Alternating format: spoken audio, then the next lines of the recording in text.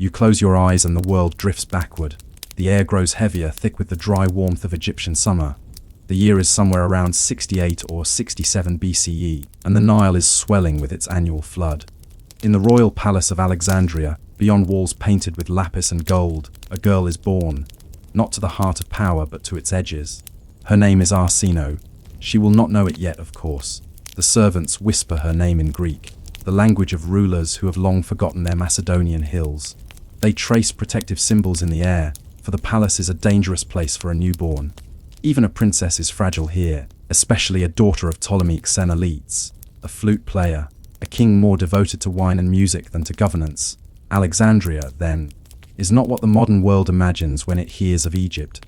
It is not sand and solitude, but marble and mathematics, the hum of debate in the courtyards of the Mosin, the slow turning of scrolls in the library, the shouts of sailors unloading grain from the delta barges. The city smells of salt and honey and crushed papyrus, but beneath the brilliance runs a quieter current, one of debts, bribes, and quiet assassinations.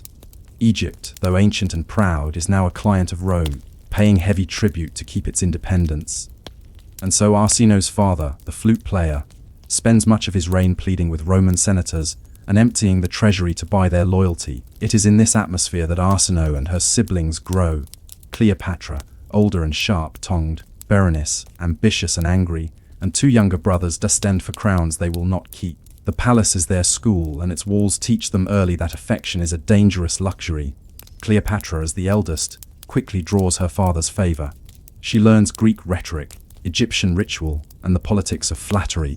Arsinoe, watching from behind columns and curtains, learns something else: how to survive without being seen. History rarely mentions her in these early years. Ancient chroniclers cared for spectacle, and Arsinoe's childhood was anything but spectacular. She studied geometry, the art of measuring shadows, and the slow ritual language of the temple priests.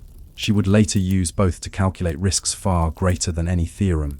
When Ptolemy XI was forced into exile in 58 BCE, overthrown by a people wary of his tribute to Rome, Arsinoe was still a child. Cleopatra and her father fled the country. Berenice, left behind, seized the throne. The city turned restless. The coins minted in Alexandria that year bear not the king's face, but that of Berenice IV, serene, deliberate, and doomed. Arsinoe, too young to rule, lived in the background of her sister's brief reign. But she saw what power looked like when grasped by a woman alone in a world of men. She saw the courtiers who had once bowed to her father now bend their knees to Berenice. She saw their whispers, their betrayals. She saw the heads that rolled when Rome sent her father back to reclaim his throne. Berenice was executed, quietly, without ceremony. Arsinoe was perhaps 12. If Cleopatra's education was in rhetoric and politics, Arsinoe's was in silence and fear. She learned that royalty was not a privilege, but a risk, a visible target in a city where loyalty shifted with the Nile's tide. When Ptolemy XI returned, restored by Roman arms, the palace filled again with celebration. But for the children, the return was only another reshuffling of danger. The king grew paranoid, surrounded himself with Roman guards, and trusted no one. Cleopatra maneuvered closer, speaking to him in Latin, managing correspondence with Roman officials. Arsinoe stayed quiet. Her tutors noted her reserve, her patience. In 51 BCE, when their father finally died, the balance shattered again. The wool named Cleopatra II and her brother Ptolemy XI as co-rulers, a tradition meant to keep power within the family, though it usually produced war instead. Arsinoe, now nearly grown, watched the ceremonies from the side, a golden fillet in her hair but no title attached to her name. What must it have felt like to live in Cleopatra's shadow at that moment? Cleopatra, the goddess reborn, dazzling the court with her languages and wit. Cleopatra, who spoke Egyptian as well as Greek, who wrapped herself in divine imagery, who called herself Thea Philopator, the goddess who loves her father. And Arsinoe, the younger sister with the same blood, the same claim, yet none of the recognition. When civil war erupted between Cleopatra and her brother, Arsinoe was drawn into the storm not by ambition, but by necessity. The palace became a prison. Each corridor hummed with rumors. Spies traded names for gold, guards changed allegiance overnight. In 48 BCE, Julius Caesar arrived in Alexandria, chasing the ghost of Pompey. Rome's own civil war had spilled into Egypt's harbor, and the Alexandrian court became its stage. Cleopatra saw her chance, and slipped through the siege lines to meet Caesar, famously wrapped in a rug or linen sack depending on the source. Arsinoe was left behind. For her, the moment of Cleopatra's triumph was one of terror. Caesar took control of the palace, declared himself arbiter between the rival siblings, and placed Arsinoe and her younger brother under guard. One ancient chronicler, Cassius Dio, records that Arsinoe was merely a child about 15, but youth offered no safety. In the chaos of the Alexandrian War, she escaped, aided by disaffected courtiers and mercenaries loyal to Egypt rather than to Rome. She fled to the Egyptian army camp at the island of Pharos, where the general Ganymedes declared her queen in opposition to Cleopatra. It is a strange scene to imagine a teenage girl, wearing a hastily minted crown, standing before soldiers who shouted her name not from devotion, but from desperation. The Alexandrian War was as much a battle of engineering as of strategy. The soldiers under Ganymedes constructed siege engines, flooded canals, and cut off Caesar's supply lines. The city's harbour, once the jewel of the Mediterranean, became a watery labyrinth of burning ships and floating corpses. Arsinoe became, however briefly, a symbol of Egyptian resistance, the last Ptolemy to defy both Rome and her sister. But her power was fragile. Caesar, reinforced by legions from Syria, turned the tide.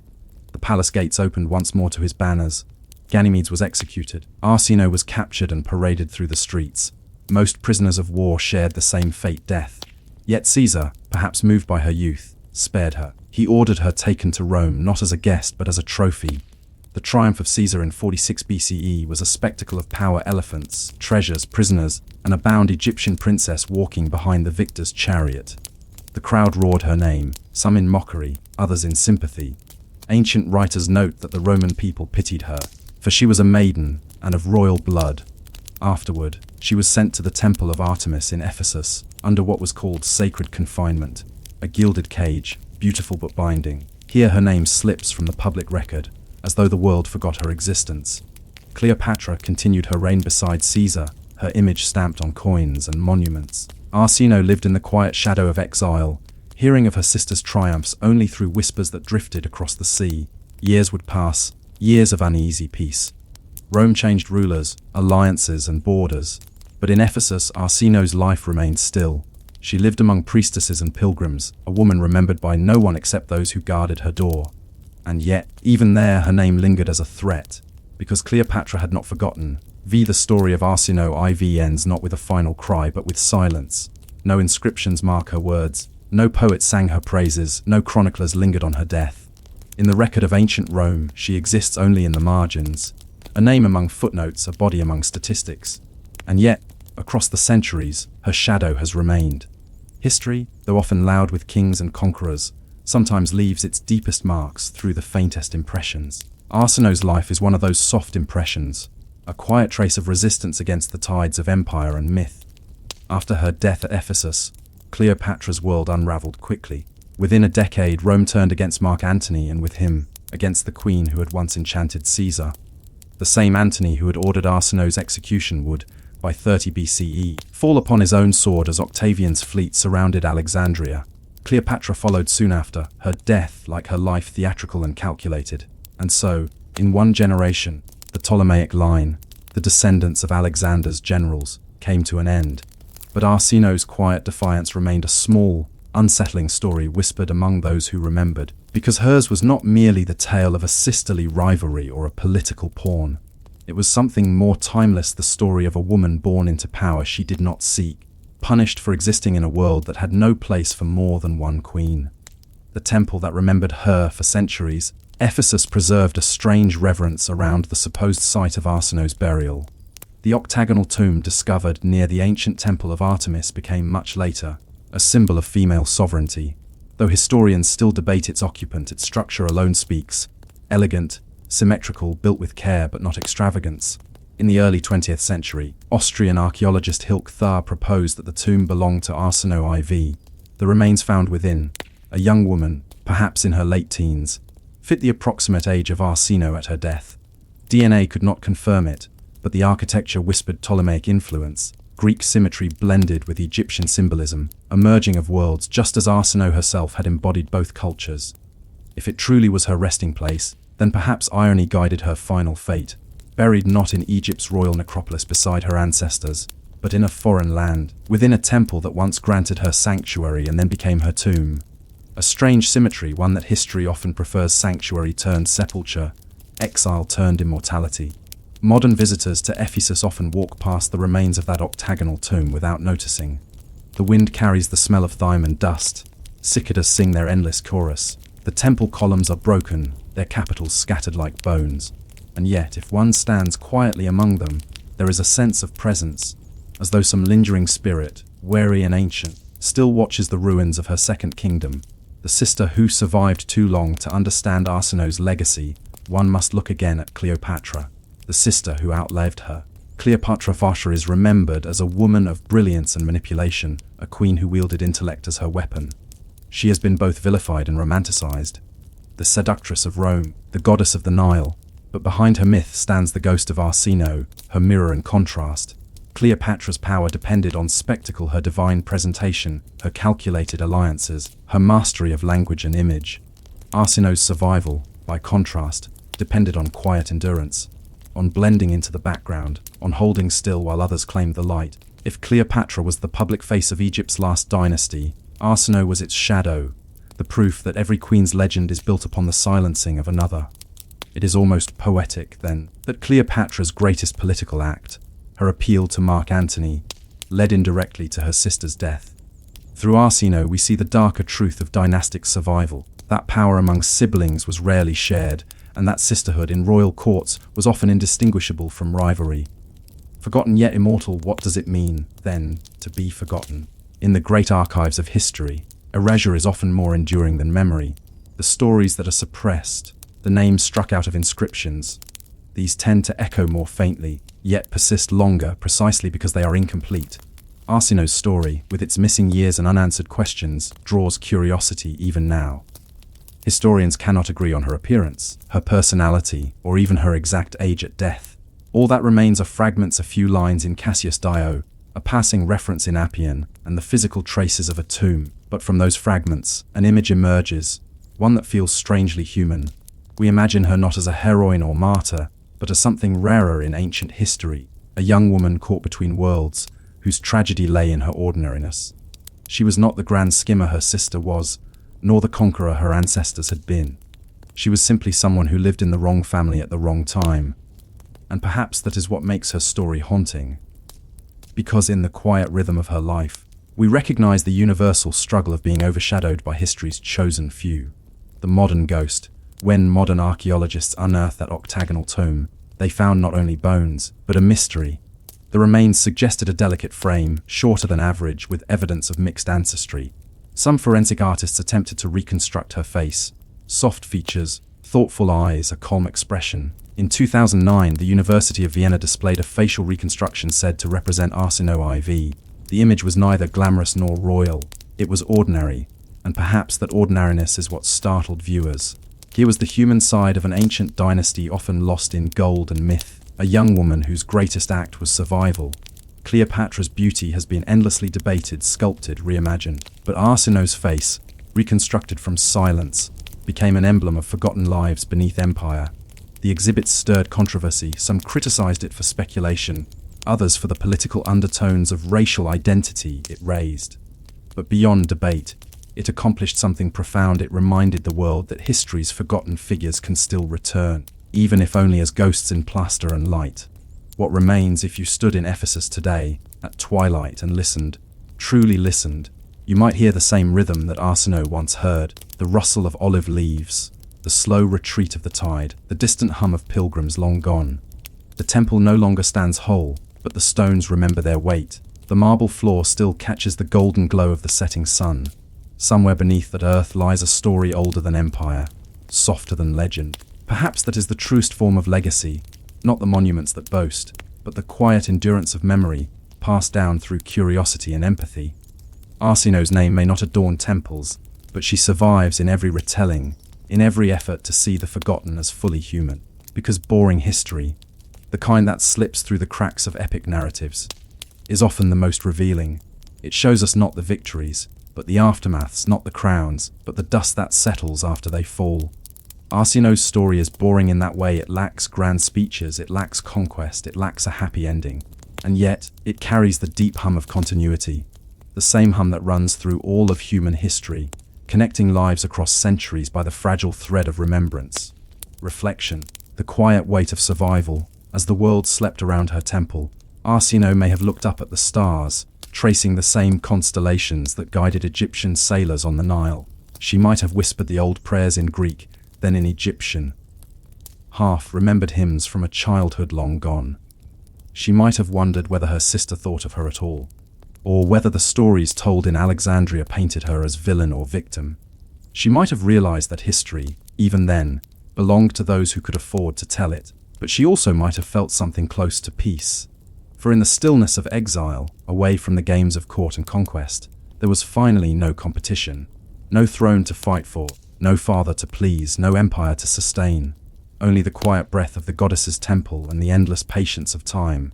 And time, slow and impartial, has done what power could not. It has placed Arsinoe beside Cleopatra once more, not as rival, but as equal. Two sisters sharing the same uncertain immortality in the imagination of the world. So as you drift now into the soft edges of sleep, let your thoughts move gently across that ancient sea. From Alexandria's shining harbors to the quiet ruins of Ephesus, picture a single oil lamp burning in a temple doorway, its flame steady, its light faint but unwavering. That, perhaps, is Arsinoe's true legacy, the persistence of a small flame in a world of extinguished empires. You can almost hear it, the soft crackle of a rush light, the faint scrape of a quill across calfskin. Outside, the North Sea wind hums against the wooden shutters of a small monastery. It is the year AD 685, and in the far corner of a cold stone cell, a boy bends over a sheet of parchment that will one day help the world measure itself in centuries. His name is Bede. Later generations will call him the Venerable Bede, the first great historian of England. But for now, he is only a child in a monastery on the edge of a fractured island. The world he inherited when Bede was born around 673. Britain was a patchwork of kingdoms. Northumbria, where he lived, was powerful yet perilous, a realm of Christian kings who ruled with swords in one hand and psalters in the other. The Roman legions had been gone for nearly 3 centuries, their roads crumbling, their villas overtaken by moss. But their memory lingered, ghost-like, in the stones and in the way men still measured the calendar. The monasteries at Wearmouth and Jarrow were small beacons of learning in this half-forgotten landscape. They smelled of ink, beeswax, and damp wool. Here monks copied ancient texts brought from the ruins of Rome, astronomy, grammar, scripture. Every letter was a small act of preservation, every line a fragile bridge across centuries of forgetting. For the young Bede, this world was both ordinary and wondrous. The sound of chanting at dawn, the tolling of the iron bell, the long silence after compline. His childhood was not marked by play or adventure but by rhythm, the turning of seasons, the pattern of prayers, the slow progress of a pen across vellum. The education of a quiet mind at 7, Bede was handed over to the monastery, a gift from his family to God, as was the custom. He was taught first to read Latin psalms, then to understand them. He learned to grind pigments for illumination, to prepare quills from goose feathers, and to scrape the parchment until it gleamed white under candlelight. Each day unfolded like clockwork matins before dawn, study after breakfast, manual labor in the gardens, copying in the scriptorium through the long northern afternoons. Yet time itself was an uncertain thing in the 7th century. There were no mechanical clocks. The day was measured by the position of the sun or the slow dripping of a water clock. In winter, darkness came before supper. In summer, it lingered long after prayers.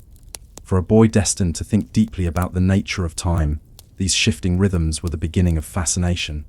Bede would one day write that time was a gift by which the mind measures the motion of the heavens. But as a boy, he knew only that it governed everything. When to rise, when to sing, when to rest. The monastery was, in a sense, a machine built to turn human hours into devotion. The world beyond the walls, though isolated, Wearmouth was not cut off from the world. Ships from the continent brought books, relics, and sometimes disease. The abbot Benedict Biscop travelled often to Rome and returned with treasures. Glass windows are the first in England, icons, and rare manuscripts. Imagine Bede watching as the crates were opened, parchment smelling faintly of salt and myrrh, text written in a Latin older than his tutors could easily read. To the monks, these relics of learning were as precious as gold. They connected their cold northern island to the warm heart of the vanished empire. It was from these books that Bede first learned of the wider universe, the geometry of the stars, the reckonings of Easter, the history of men long dead. He discovered that knowledge, like faith, demanded patience. Each letter copied was a prayer, each fact remembered, an act of resistance against oblivion.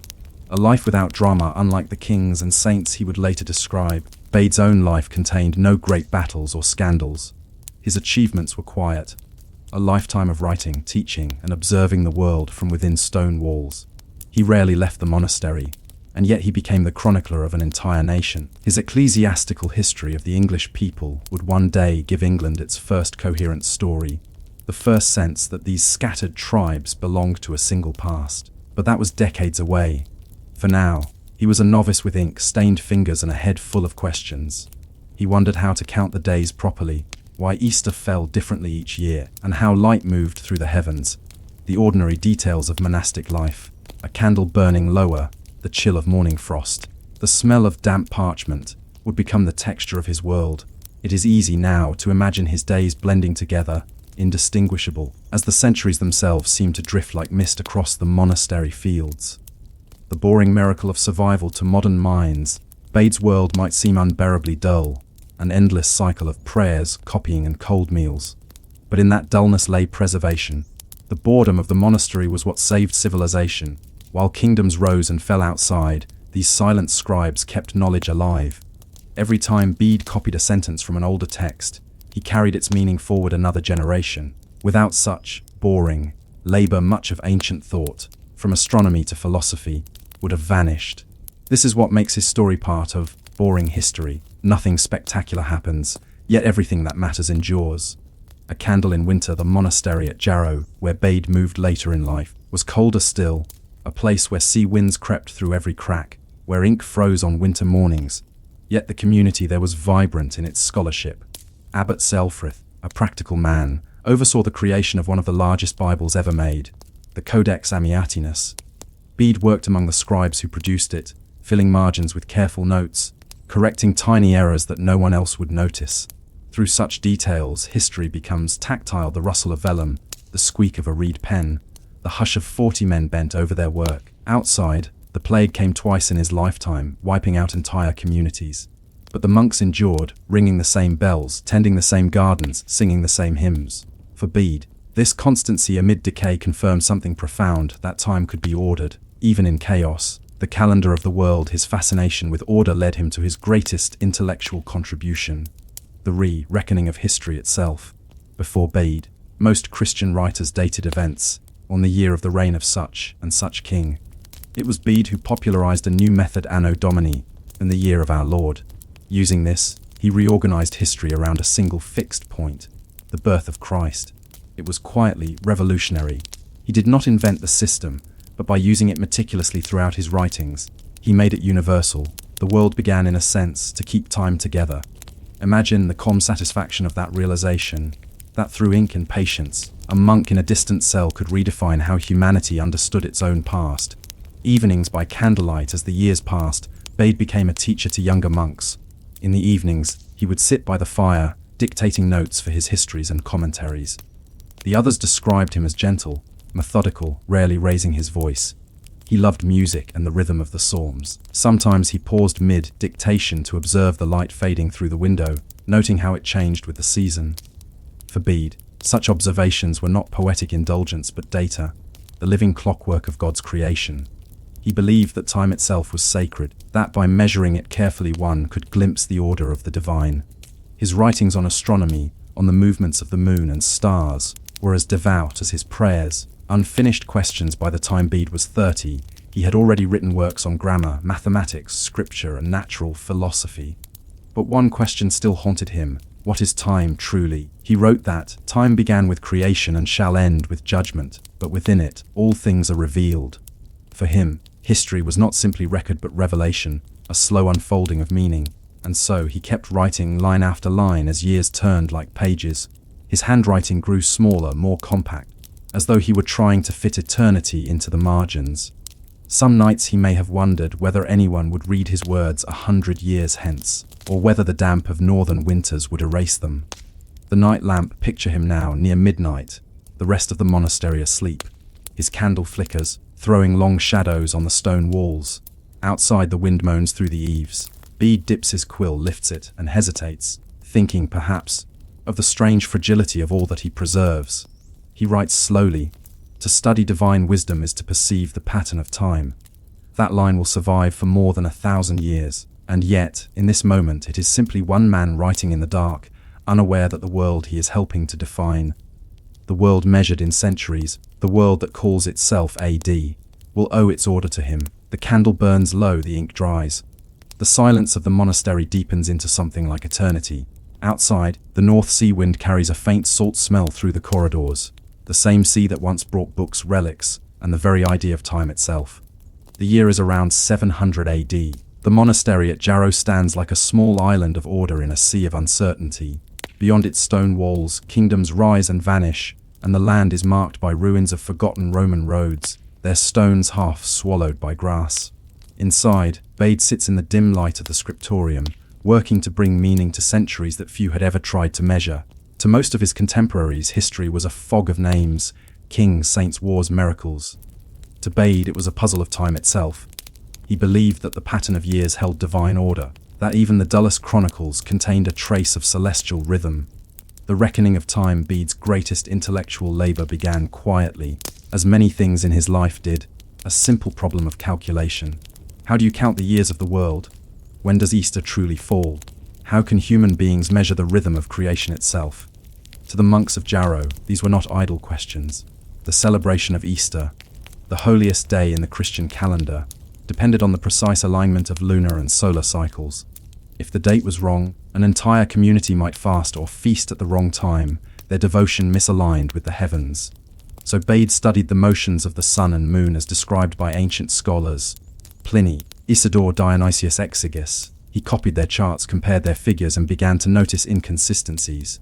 The old Roman tables were imperfect. They no longer matched what he saw in the night sky above Northumbria. Thus, out of boredom and necessity, Bede became an astronomer. He wrote De Temporum Ration, The Reckoning of Time, a work so meticulous that it became Europe's standard for centuries. In it, he explained the lunar cycles, the divisions of the year, the pattern of tides, and the meaning of centuries. He gave the Western world not just a calendar, but a way of thinking about time itself. The order of the heavens. In the long, cold evenings, Bede would step outside the monastery. The northern wind cut through his robes, and the stars flickered like distant candles. He measured their movement by habit, aligning his observations with the tables on his parchment. He wrote that time was a series of days, and the day itself is the image of eternity.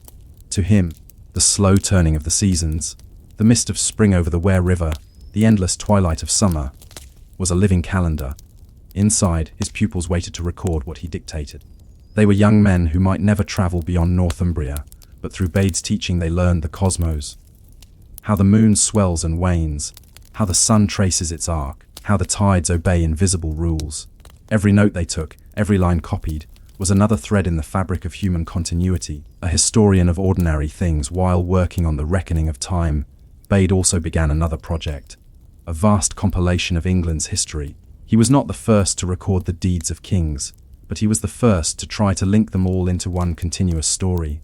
He gathered letters from bishops, oral tales from travelers, and old records kept by monasteries. He was interested not in grandeur but in sequence, how one event led to another, how people remembered their past. The result would one day be called Historia Ecclesiastica Gentis Anglorum, the ecclesiastical history of the English people. In his careful, unhurried way, Bede gathered the fragments of a nation that did not yet think of itself as one. He described the slow conversion of pagan tribes, the journeys of missionaries, the reigns of forgotten kings. He noted eclipses, comets, famines, and harvests with the same calm precision. It was in every sense boring history. And yet, without it, England would have had no sense of itself as a single story. The rhythm of the work took years, perhaps decades. Each day began before dawn. The monks chanted psalms while frost gathered on the windows. Then came study and dictation, interrupted by the slow toll of the monastery bell. When Bede dictated his history, his voice was soft and steady, as though he were reading scripture. He avoided flourish, preferring the clarity of fact. His students, trained in silence, wrote every word in neat, rounded script. The ink was made of oak, gall, and iron. It bit into the parchment slightly, leaving faint ridges that could be felt even in darkness. Sometimes, as they worked, snow fell against the narrow glass panes, and the light turned grey. The scribes adjusted the angle of their candles so the wax wouldn't drip onto the page. In such moments, centuries of civilization balanced on the edge of their pens. Letters from a vanishing world, the monasteries of Bede's youth were part of a fragile network across early medieval Europe. Small islands of literacy surrounded by a sea of oral tradition. Letters arrived rarely, often carried by wandering monks or traders. One such letter from a scholar in Gaul praised Bede's early writings. Another asked him to clarify his method for calculating Easter. Bede replied with humility, sending pages of explanation and diagrams of lunar phases.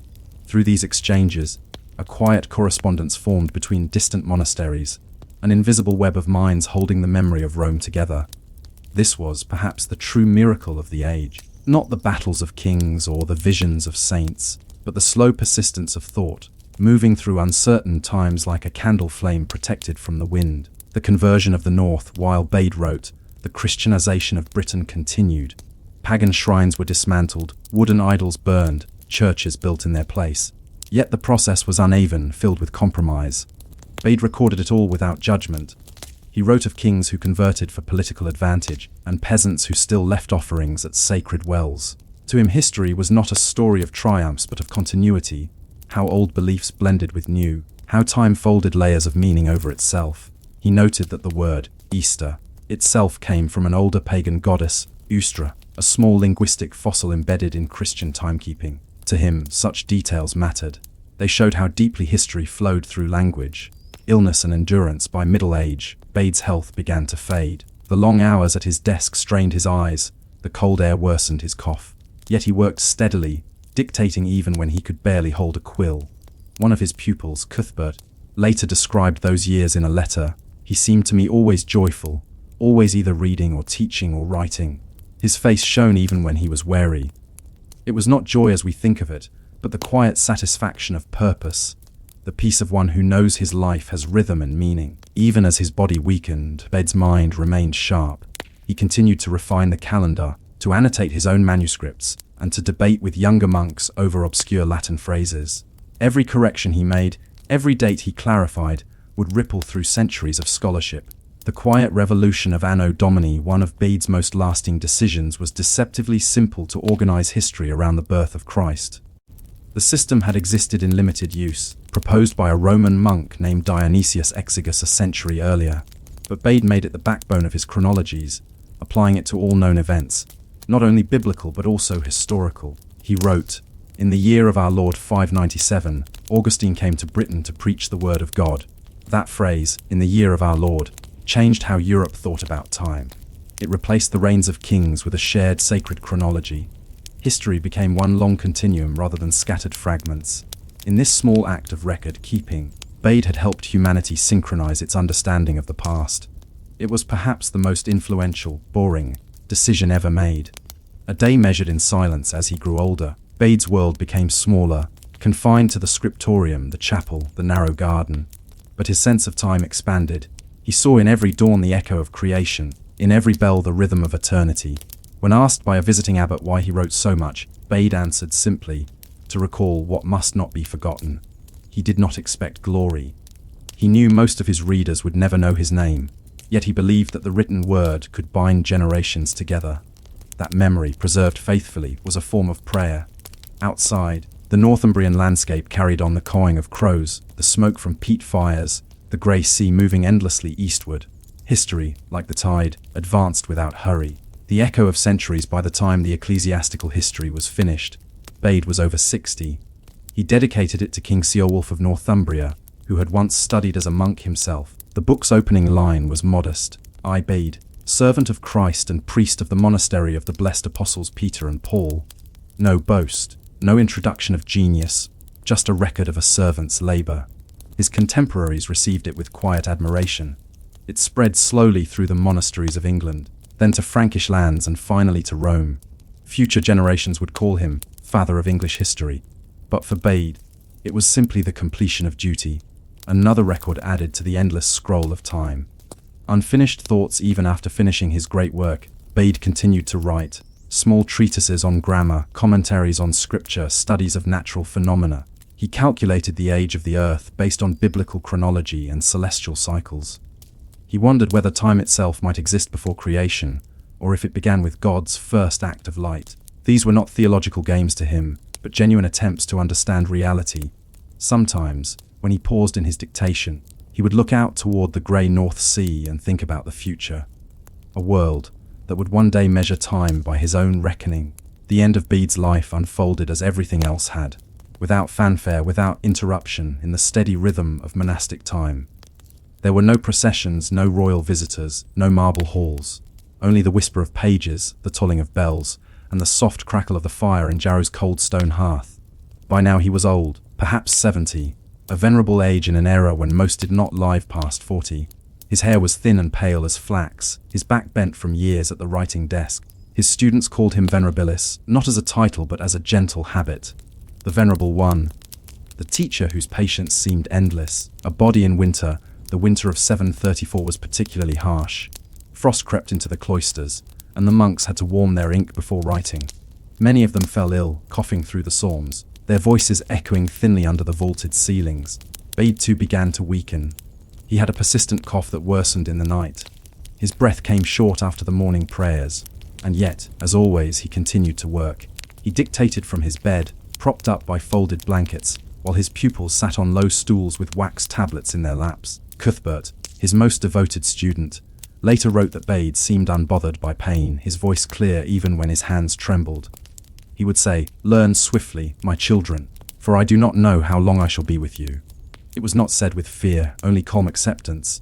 A statement of fact, as natural as sunrise. The final work, even in his last days. Bede was not idle.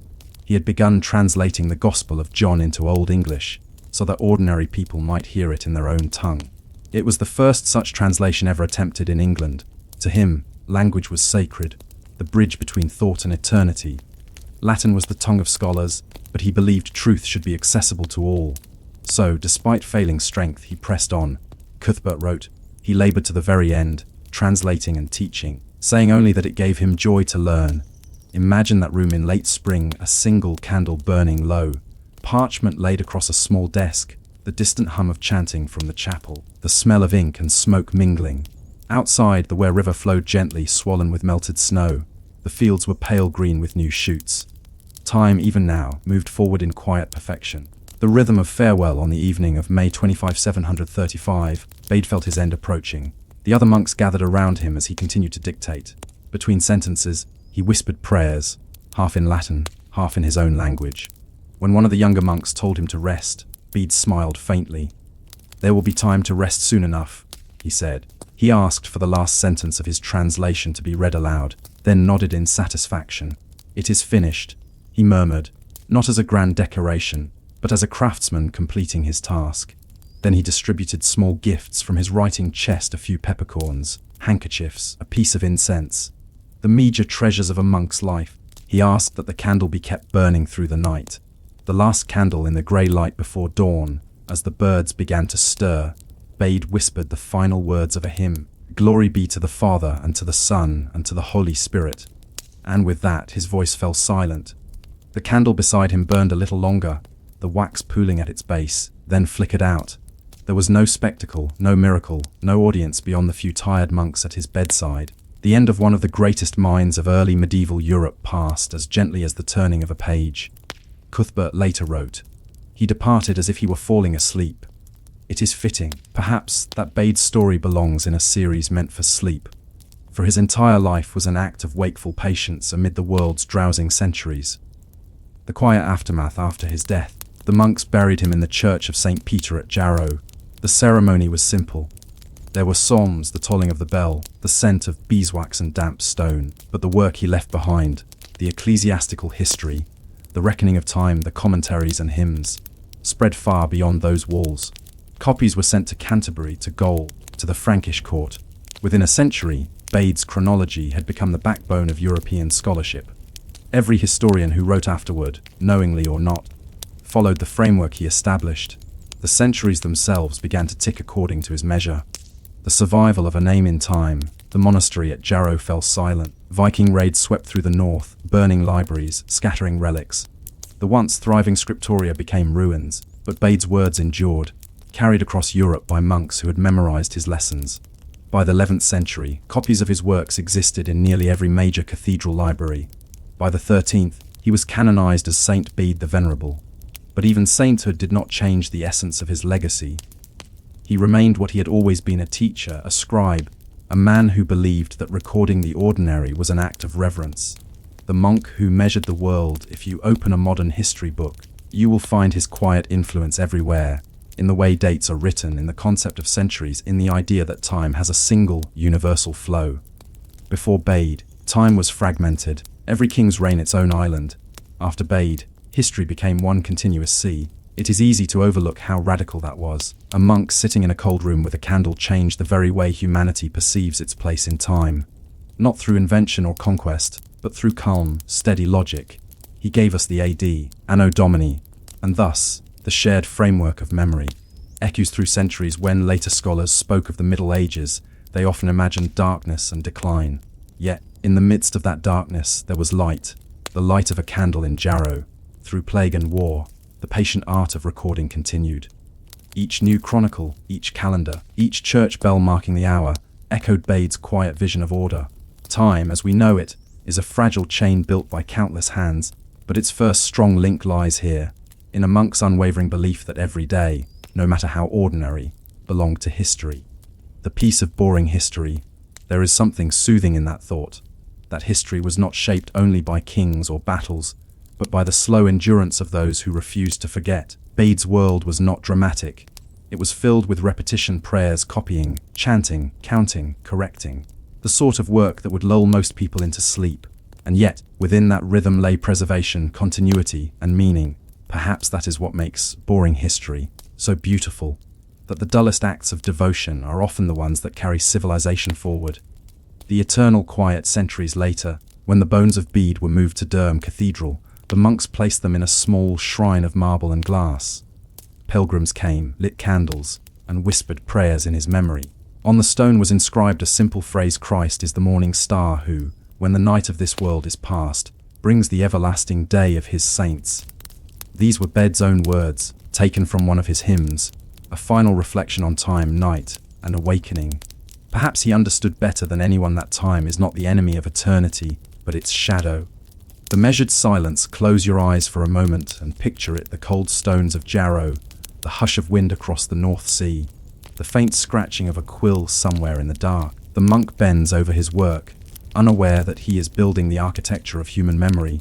The candle burns low, as it always does, and in that flickering light, time itself seems to pause, patient, eternal, waiting to be measured once more. The Abbey of Hautevillers in the rolling hills of Champagne, France, was not a place of luxury or noise. It was a Benedictine monastery devoted to silence, order, and work, a world of cool stone corridors, the faint scent of yeast and smoke, and the sound of bells calling men to prayer. It was here, around the year 1668, that a monk named Dom Pierre Rignan was appointed cellar master. His job was simple, though it required endless patience: to oversee the making of the monastery's wine. In those days, wine was not the clear, sparkling drink we know now. It was unpredictable, often cloudy or sour, a liquid shaped as much by chance as by skill. But in Dom Pierre Rignan's cellar, beneath the vaulted stone arches, something remarkable and quietly revolutionary was beginning to take shape. A life of monastic routine. Pierre Rignan had entered the Benedictine order as a young man, drawn not by the promise of wealth but by the rhythm of monastic life. He took vows of poverty, chastity, and obedience, and with them came the vow of stability, to live and work in one place for life. His world became the abbey. Each day began before dawn with matins, followed by mass, labor, and prayer. Between the chanting of psalms and the tending of vineyards, the monks' lives unfolded like the pages of a prayer book, ordered, repetitive, unhurried. For Dom Pierre Rignan, the vineyard was his scripture. He studied its moods, its seasons, its silent chemistry. He watched how the grapes changed under the shifting skies, how the soil, chalky and pale, gave the wine a strange brightness. Where others saw work, he saw mystery. The problem with Champagne, the region of Champagne, had long been known for its wines, though not favorably. Its climate was too cold for reliable fermentation. Often, the wine would ferment once in autumn and then again in spring when the temperatures rose. A second fermentation that caused bottles to explode in storage. Barrels burst, corks flew, and the monk's precious wine was lost in clouds of foam. In the 17th century, this was considered a flaw, even a curse. The bubbly wine of Champagne was mocked in the warmer south, where wines from Burgundy and Bordeaux flowed still and clear. But in the dim light of his cellar, Dom Pierre Rignan began to see the problem differently. Perhaps he thought it could be understood, even controlled. He never sought to invent sparkling wine. He sought only to perfect it, to make it pure, balanced, and divine. The cellar at Hopfuller's was both laboratory and chapel. The air was cool and damp, heavy with the smell of fermenting grapes. Candlelight flickered across rows of dark bottles sealed with hemp cords. Dom Pierre Rignan worked quietly, almost reverently. He mixed grapes from different vineyards, discovering that their flavors could balance one another. He blended red and white grapes, an unusual practice, to achieve color and harmony. He inspected the bottles by hand, pressing his ear against the glass to listen for faint hiss or movement. He learned to recognize the subtle signs of pressure within the bottle, the fine border between stability and explosion, and slowly, through years of observation, he began to understand that what others called a fault could, if guided correctly, become a virtue. The boring details that changed the world. Dom Pierre Rignan's genius lay not in grand discoveries, but in dull precision. He demanded that every step be measured: the temperature of fermentation, the size of the cork, the thickness of the glass. He was the first in Champagne to use strong, English-made bottles that could withstand pressure, a small but critical detail. He developed new corking methods, using oil-soaked hemp to seal bottles tightly. He kept meticulous notes about the sugar levels of grapes, the timing of racking and blending, the position of bottles in the cellar. His monks may have found him obsessive, but such obsessions were the foundation of stability. The work was repetitive, almost hypnotic, a ritual of patience. In that boredom, transformation occurred. The legend of the tasty. Years later, stories would grow around him, tales of miraculous discovery. One legend claimed that when Dom Pierre Rignan first tasted the sparkling wine, he called out, "Come quickly! I am tasting the stars!" It is a beautiful story, though likely apocryphal. Dom Pierre Rignan was a humble man. He never drank to excess and avoided poetic flourish. Yet the legend endures because it captures something true in spirit, that the wine he helped refine seemed touched by heaven itself. In truth, his focus was purity. He once wrote to his brother monks, "The wine must be light as the wind, yet strong enough to carry the soul." A line that feels almost like a prayer whispered over grapes and barrels. The unseen chemistry. The monks of Hopfuller's knew little of what we would call chemistry. Yes, sugar, carbon dioxide. These were not yet understood. But Dom Pierre Rignan, through intuition and observation, came close to grasping their invisible dance. He noticed that grapes harvested early produced a cleaner, fresher wine, less likely to spoil or erupt. He learned to blend wines from different years, ensuring balance across uncertain seasons. He even began experimenting with clarity, encouraging the monks to siphon wine off its sediment carefully, a primitive form of what we now call riddling. Each change was small, almost tedious, but together they formed the foundation of modern champagne making. Faith in fermentation. For Dom Pierre Rignan, this work was never merely technical. He saw divine mystery in every stage of the process. To him, fermentation, the bubbling transformation of grape juice into wine, mirrored the work of the spirit itself, silent, invisible, yet full of life. He prayed over his barrels not for success or fame, but for harmony. The Benedictine motto, ora et labora, pray and work, was his guiding rhythm. In that rhythm, the natural and the spiritual fused. The cellar was his monastery, the grape his scripture, the bubbles his psalms.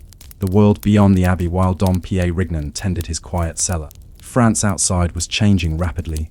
The court of Julius Caesar glittered with extravagance, and nobles sought luxury in every form. Wine merchants began to take interest in the monks' experiments. They carried bottles from Hopfuller's to Reims and from there to Paris.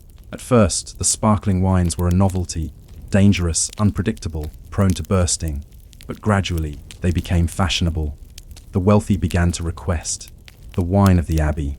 They didn't know the name of the monk who made it, nor did he seek recognition. He was content to refine his process, to chase balance, to make something quietly perfect.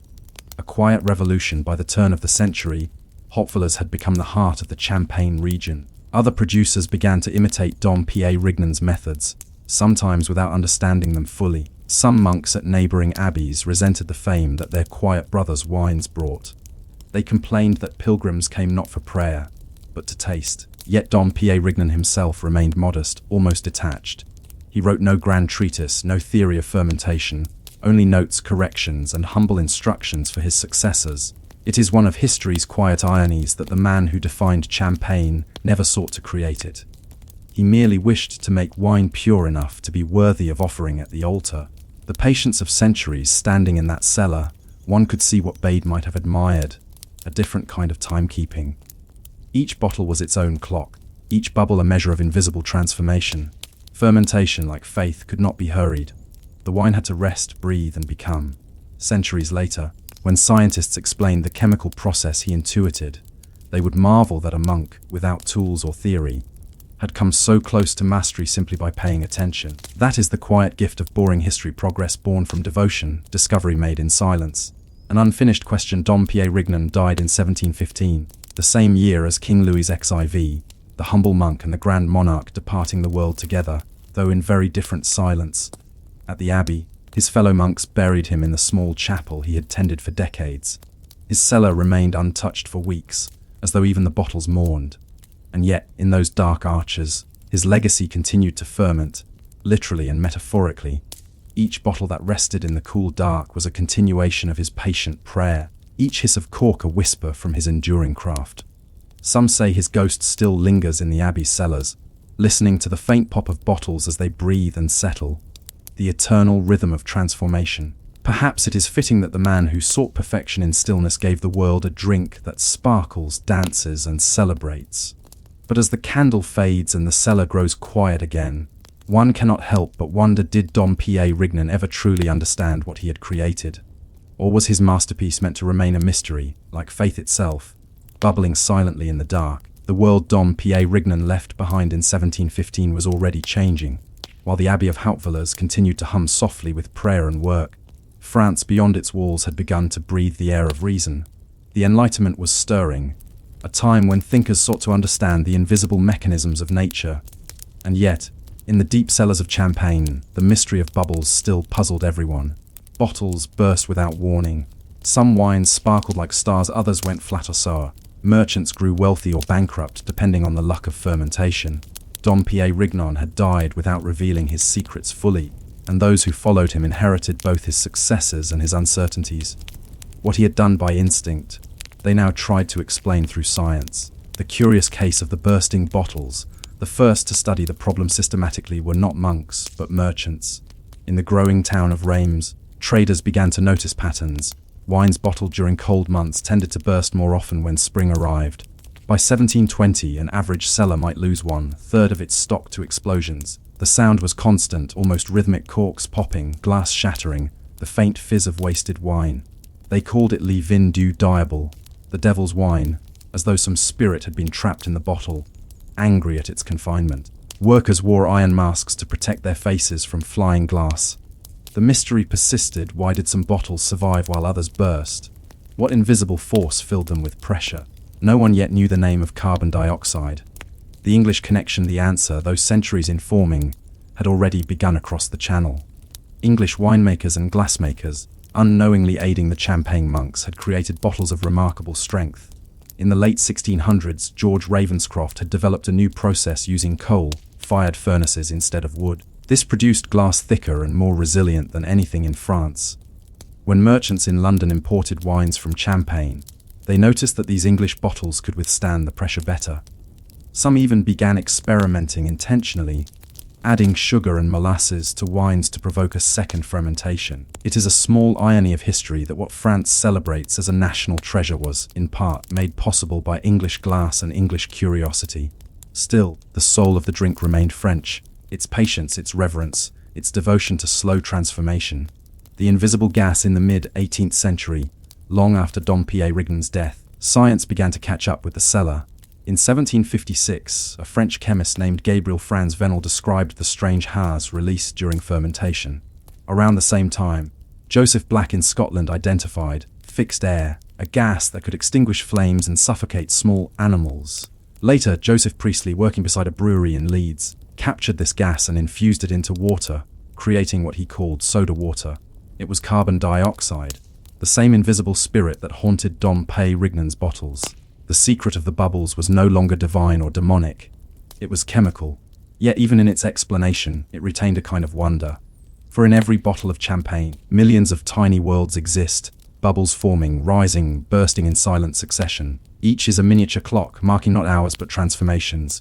From monks to merchants by the 1730s, The abbeys of Champagne had begun to fade as commercial houses rose in their place. The House of Runart, founded in 1729, was the first to produce champagne professionally. Soon came Moët, Clicquot, and Taittinger, names that would fill glasses centuries later. The monks' slow, sacred labor became an industry. Yet even as profits grew, the craft retained a monastic rhythm. Bottles had to rest in cool darkness, turned gently over months and years. The process demanded patience, and patience, as the monks knew, was a kind of prayer. Madame Clicquot and the method, one of the most fascinating chapters in the story of Champagne, belongs not to a monk, but to a widow. In 1805, a young woman named Barbe Nicole Ponsardin inherited her husband's struggling wine business. At just 27, she became known as La Veuve Clicquot, the widow Clicquot. The Napoleonic Wars had thrown Europe into chaos, but Madame Clicquot refused to let her cellars go silent. She continued to produce champagne and ship it across battle lines, smuggling bottles past naval blockades to reach the Russian court. But her greatest contribution was not political, it was practical. She perfected a method the monks had hinted at, but never mastered riddling or remuage. In the old monastic process, sediment from fermentation clouded the wine. The monks decanted it carefully by hand, losing much in the process. Madame Clicquot had an idea. She drilled holes in her kitchen table at an angle and placed bottles upside down. Over weeks, she gently rotated them, allowing sediment to gather in the neck. When the bottle was ready, the neck was frozen, the sediment popped out, and the wine was re-corked. Clear, sparkling, perfect. It was a tedious, almost boring task, yet it changed everything. The boring work of perfection. If Dom Pierre Rignan embodied faith through patience, Madame Clicquot embodied persistence through repetition. Riddling required slow, careful movement, each bottle turned by a fraction of a rotation daily. Cellar workers, called remuers, performed this act thousands of times a day, their hands blackened with cork dust, their arms sore from lifting. The cellar was again a place of silence and rhythm, echoing the old monasteries, and in that repetitive labor, the miracle of clarity was achieved. The world above celebrated with fireworks, music, and glass. The world below, cool, dim, and calm, created those moments of joy through dull, steady work.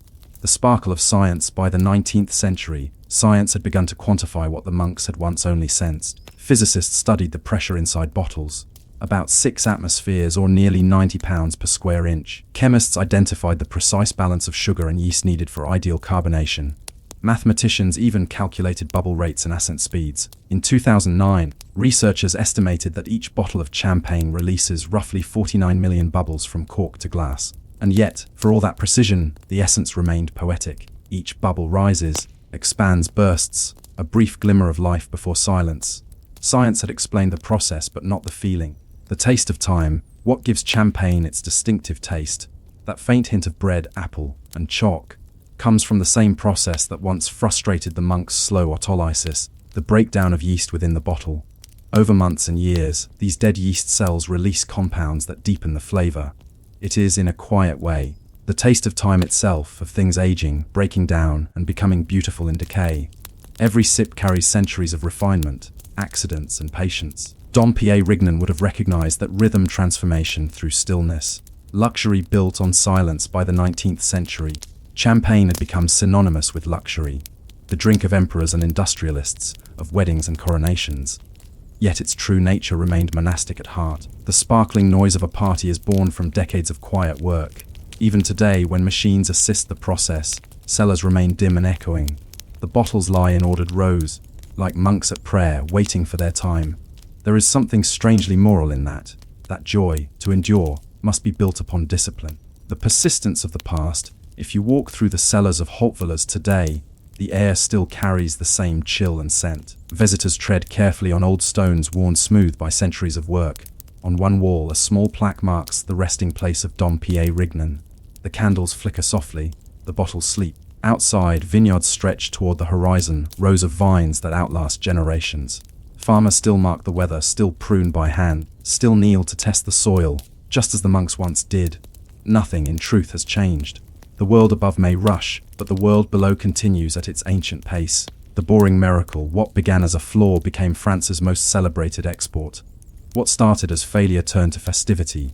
What was once the devil's wine became a symbol of joy, and all of it came from patience.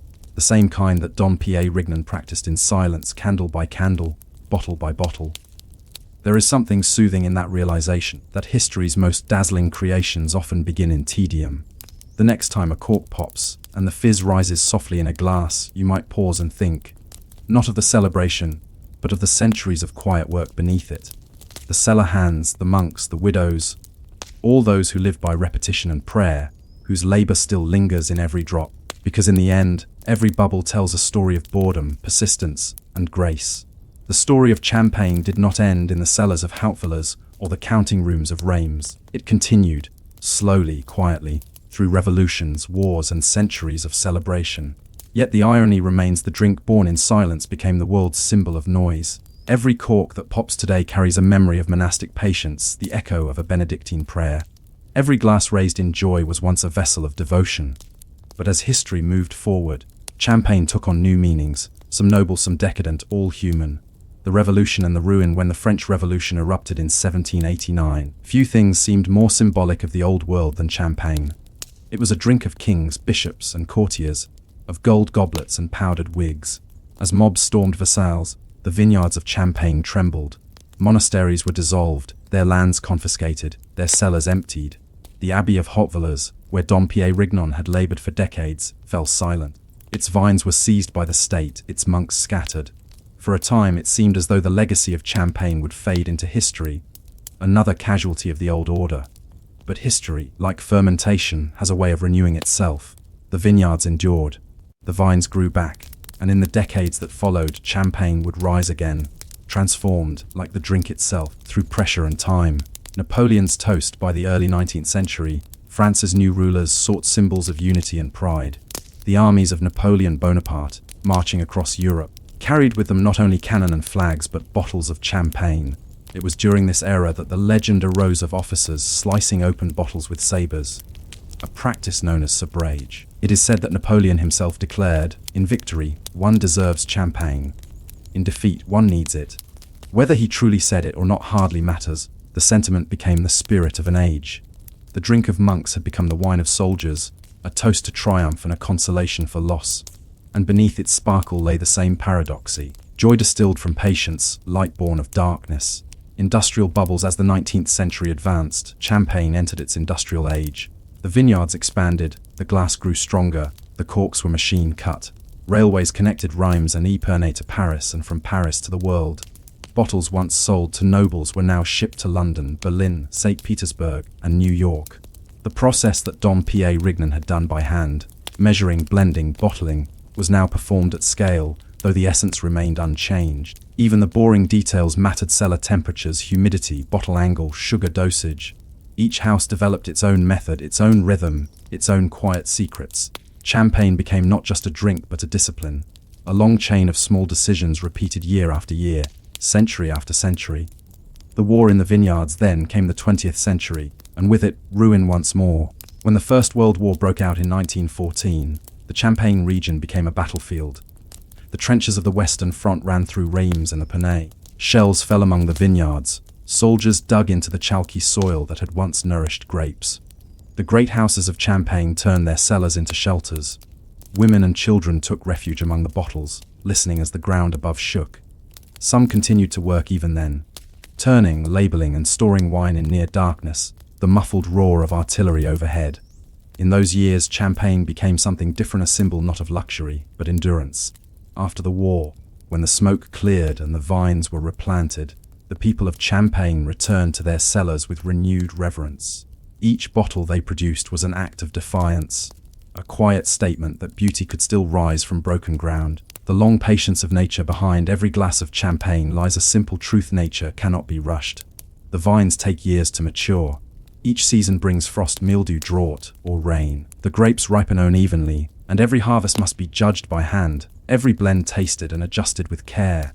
A bottle may rest for years before it is deemed ready. The bubbles form slowly, invisibly in the dark. To drink champagne is to taste waiting. That may be why it pairs so perfectly with celebration, because joy too often arrives only after patience and struggle. The sparkle of decadence. In the 20th century, champagne became inseparable from glamour. It was poured at the Ritz and the Moulin Rouge, in jazz clubs and silent film premieres. Coco Chanel sipped it before shows. F. Scott Fitzgerald wrote of it as the only wine that leaves a woman beautiful after drinking. It became the symbol of modern luxury, of crystal glasses, candlelight, and silk gloves. And yet, beneath that glittering surface, the same humble origins endured the quiet monk, the cellar, the long years of waiting.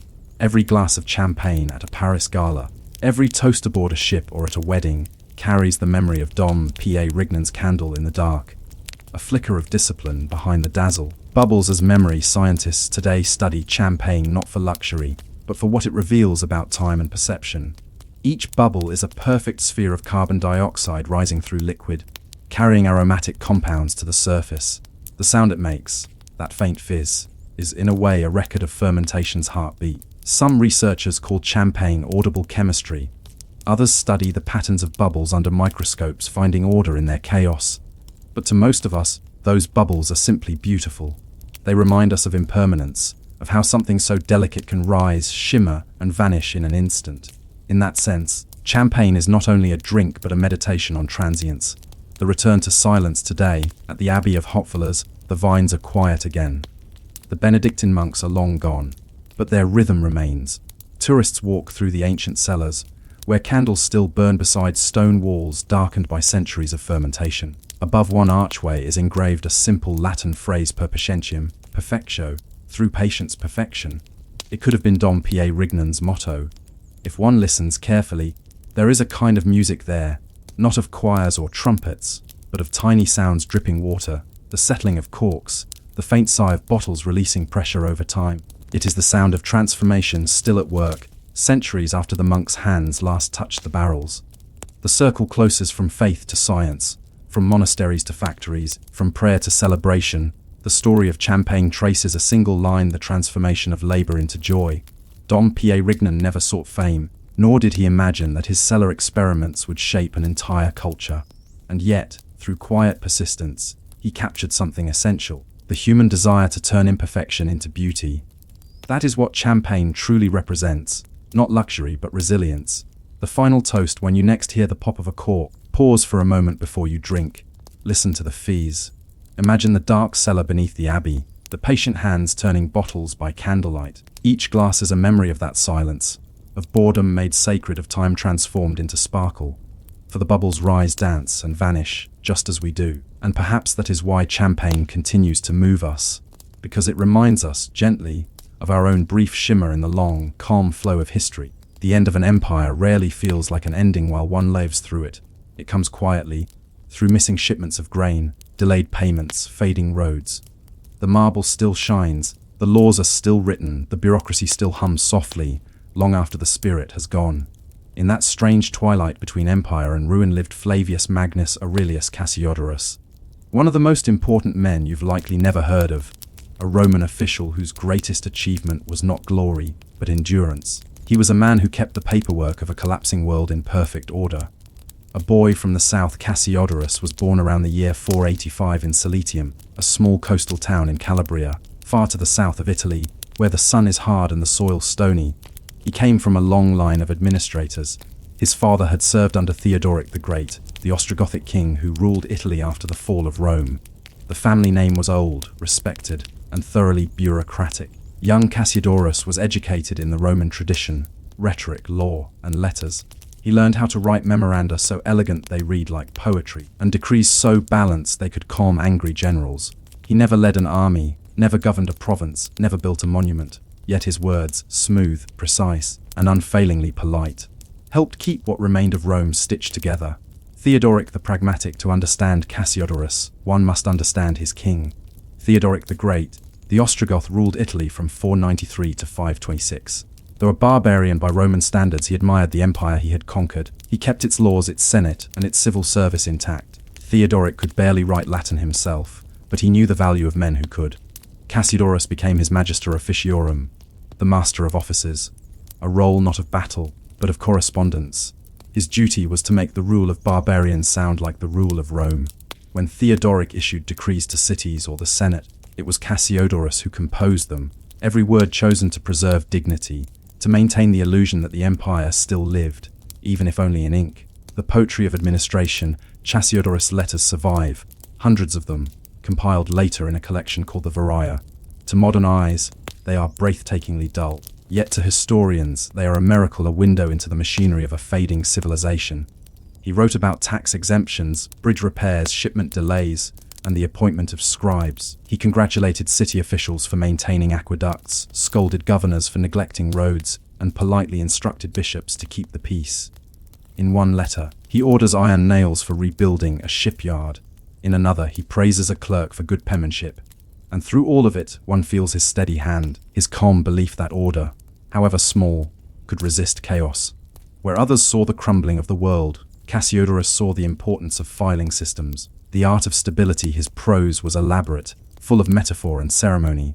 A typical decree might begin: as the sun gives light to the world, so does your loyalty illuminate our government. Then it would proceed to discuss something entirely mundane, such as repairing a granary or calculating a tax on imported fish. This was the genius of Cassiodorus. He could make bureaucracy sound divine. He wrapped administration in poetry, ensuring that the empire's slow decay looked, at least on parchment, like harmony. His was the art of maintaining stability through language. The empire of paper, by the early 6th century, the Western Roman Empire was already gone. But in Italy, under Theodoric's Gothic kingdom, its ghost continued to function. The roads were still patrolled. The Senate still convened. The schools of rhetoric still trained boys in the lost art of persuasion. Cassiodorus, at the center of this paper empire, believed that words could preserve civilization longer than swords could. He organized archives, codified laws, and copied letters by the hundreds. His handwriting was as disciplined as his thought. He worked not for glory, but for continuity, the dull, precious continuity that keeps cultures alive when everything else has failed. A bureaucrat's faith to Cassiodorus, the act of writing itself was sacred. He believed that order was a reflection of divine reason, that to catalogue, to correct, to preserve was a form of worship. In a world where generals fought for power and cities fell to ruin, the pen offered something unshakable. He once wrote that the proper arrangement of words brings peace to the mind, a sentiment that could have been carved above his desk. There, surrounded by scrolls and wax tablets, he practiced his faith not through prayer or conquest, but through documentation. The fall of Theodoric, but no system lasts forever. Theodoric, once tolerant and wise, grew suspicious in his later years. He persecuted philosophers, imprisoned senators, and even executed the great Boethius, the last true philosopher of Rome. Cassiodorus remained loyal, though the atmosphere in Ravenna darkened. The dream of a civilized Gothic kingdom began to fade. When Theodoric died in 526, his heirs proved weak. Factions formed, wars resumed, and the fragile structure Cassiodorus had maintained began to crack. By 540, the Byzantine general Belisarius invaded Italy, claiming to restore Roman rule in the name of Emperor Justinian. What followed was 20 years of devastation. Cities burned, fields ruined, populations scattered. The administration Cassiodorus had built disappeared in smoke. Retreat to Vivarium. Cassiodorus was in his 50s when the wars began. Too old to fight, too wise to cling to politics. He fled south to his family estate near Squillace, by the Ionian Sea, where he built something extraordinary, the monastery of Vivarium. It was not a typical monastery of prayer and isolation. It was, rather, a monastery of books. Cassiodorus envisioned a place where monks would not only copy scripture but also preserve the works of classical authors. Cicero, Virgil, Aristotle, the fragile inheritance of human knowledge. He wrote a guide for them called Institutions, explaining how to read, write, and preserve texts, down to the details of ink preparation and manuscript correction. In this quiet refuge, he turned administration into salvation. The library as empire, the Vivarium monks copied not only religious texts but also histories, grammars, and philosophical works. They learned Greek as well as Latin, making Cassiodorus one of the first to preserve the bridge between the two cultures. He organized the library with an administrator's precision, labeling, cataloging, cross-referencing. He instructed scribes to pray before beginning a page, so that even the act of writing became a devotion. What he had once done for the kingdom, he now did for civilization itself, maintaining order in the face of collapse. He could no longer govern a state, but he could govern the preservation of knowledge. The last Roman Cassiodorus lived to be nearly 100, an impossible age for his time. By the time he died, sometime around 585, the world he had served no longer existed. Rome was a ruin, the Gothic kingdoms gone, and even the Byzantine administration in Italy was fading. Yet his manuscripts endured. His monastery became a model for others.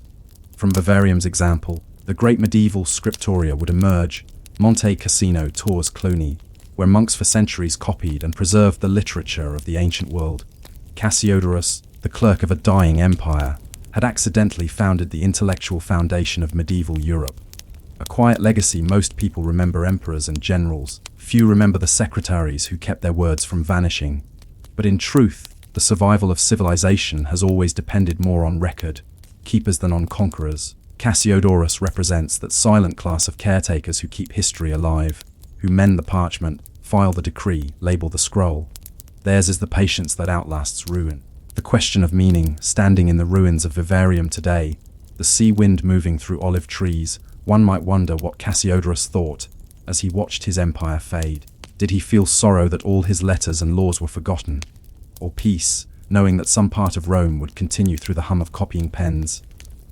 Perhaps he understood what few do, that history's true endurance lies not in power, but in preservation, that a clerk with ink, stained fingers may shape eternity more quietly than a king. The monastery of Vivarium was born not from ambition, but from resignation, the gentle, resigned wisdom of a man who had seen the machinery of empire grind to dust. When Cassiodorus left Ravenna, he carried with him neither treasure nor titles, but scrolls, the remnants of a vanished bureaucracy. He had spent decades preserving order through letters and decrees. Now he sought to preserve something even more fragile, knowledge itself. In his estate overlooking the Ionian Sea, he began his final administrative project. Not an empire of men, but of memory. The Valley of Silence, the land around Squillace, was quiet, far from the chaos of the Gothic wars that consumed northern Italy. Olive trees and myrtle covered the hills, and a narrow stream, the Vivarius, wound through the valley, giving the monastery its name. The sound of the sea was constant, a soft hush against the cliffs. Cassiodorus, now in his 60s, designed the monastery with the same care he once applied to government archives. It was divided into two parts, one for the monks devoted to prayer, and another for those devoted to study, a balance between contemplation and preservation. The buildings were simply stone walls, tiled roofs, courtyards filled with herbs and vines. But inside, the rooms were lined with shelves, not for treasures, but for scrolls and codices. Here, civilization would not be rebuilt, only remembered. From the palace to the scriptoria, Cassiodorus had spent his life surrounded by the noise of politics. The clatter of couriers, the murmurs of senators, the endless rhythm of decrees being signed and sealed. At Vivarium, the sound was different. Quills scratching on parchment, the soft murmur of Latin prayers, the faint scent of candle wax and drying ink. He trained his monks to become scribes, not through punishment or dogma, but through quiet devotion. To copy a text, he taught, was to imitate creation itself, to take what existed and ensure it would not vanish. He wrote in his institution as a farmer sows grain in the earth, so the scribe sows words upon parchment, that wisdom may bloom in future generations. For Cassiodorus, copying was a sacred act. He compared the monk's pen to the plough, the page to a field, the ink to rain. Every manuscript completed was a harvest of human thought. The rule of the pen Vivarium did not follow a strict Benedictine rule. That would come later, at Monte Cassino. Instead, Cassiodorus built a discipline suited to scholars' long hours of quiet work, regular prayer, careful meals, and communal reading. He believed that spiritual purity and intellectual clarity were bound together. The monks were taught grammar, rhetoric, logic, mathematics, and astronomy, not for pride, but for understanding the divine order in creation. He encouraged them to study medicine, to care for the sick, and even to tend fish ponds, so that no work would be without reflection. The daily rhythm of Vivarium was slow and precise: morning prayers, reading of scripture, hours of copying, evening meditation. The sun moved over the sea, the ink dried on the page, and the silence of the room became a kind of eternity. The library of the world. Cassiodorus' greatest achievement was not the monastery itself, but its library. He gathered manuscripts from every corner of the known world, classical and Christian alike. There were scrolls of Cicero, Virgil, and Livy, works of philosophy by Aristotle, Plato, and the Stoics, as well as the scriptures in both Latin and Greek. Where others saw danger in pagan texts, Cassiodorus saw continuity. To him, truth was not divided between sacred and secular. It was all part of God's wisdom expressed in different ages. He wrote, "All learning is praise, if it turns the mind toward order." That idea, simple, almost dull in its moderation, would quietly reshape medieval thought. For centuries, the monks of Europe copied pagan philosophy alongside the Bible because Cassiodorus had done so first. He built shelves by subject, annotated titles, and cross-referenced authors. Some scholars believe he invented one of the earliest systems of cataloging, centuries before libraries would formalize it. It was, in every sense, a bureaucracy of knowledge, a paper empire reborn as parchment. Ink, skin, and patience. The process of copying a manuscript in vivarium was a ritual of care. Parchment, made from calfskin, had to be scraped, smoothed, and stretched before use. The ink was brewed from oak galls, wine, and soot. The quills were cut by hand, the letters measured by rule and compass. Cassiodorus insisted that no page be hurried. Errors were corrected with a small knife, gently scraping away the ink. The pages were then bound into codices, their spines sewn with linen thread. Each monk added his name at the end of a finished text, along with a humble note, "Pray for the hand that wrote this." Cassiodorus himself often supervised, correcting errors and praising diligence. He wrote to his scribes, "You are the guardians of thought, the keepers of tongues. Let no line fade under your watch." To modern ears, this might sound sentimental. To Cassiodorus, it was survival. The shadow of oblivion outside vivarium's walls. Italy burned. The Byzantine Gothic wars dragged on for decades. Cities were emptied, aqueducts broken, farms abandoned. The population fell by more than half. In Ravenna, where Cassiodorus had once ruled as an official, plague and famine reigned. The Senate was gone. The archives he had tended were destroyed. But in his quiet monastery, the world still existed in miniature, its laws, its languages, its stories, preserved between covers of calfskin. It is difficult to grasp how close the ancient world came to disappearing entirely. Had Cassiodorus not taught his monks to copy texts with care, entire libraries might have been lost before the Carolingian revival centuries later. Through boredom and devotion, he had unknowingly kept civilization alive. A bridge between worlds. Cassiodorus did not live in isolation. Though his monastery was remote, his ideas traveled. Letters were exchanged with bishops, scholars, and travelers. One of his correspondents, the monk Dionysius Exiguos, devised the Anno Domini dating system, the very way we measure years today. Cassiodorus supported such work, emphasizing order and chronology as reflections of divine structure. The past, for him, was not a burden but a pattern, something to be understood, catalogued, and remembered. His writings on learning influenced early Christian scholars and later reached Isidore of Seville, whose etymologia became the encyclopedic heart of the Middle Ages. The chain of preservation, from the Roman Empire to the medieval universities, passed quietly through Cassiodorus' hands. The patient reformer, despite his solitude, Cassiodorus remained an administrator at heart. He reorganized the monastery's work as though managing a government. He divided the monks into groups: those who copied, those who illuminated, those who tended the fish ponds and gardens. He introduced schedules, checks, and detailed inventories. Every completed manuscript was entered into a register. The register itself was copied for safekeeping. He even wrote reports, long, formal memoranda, describing the progress of his monks. They read like government bulletins, yet beneath the bureaucratic tone lies quiet reverence. He had turned the dullest form of administration into a form of worship.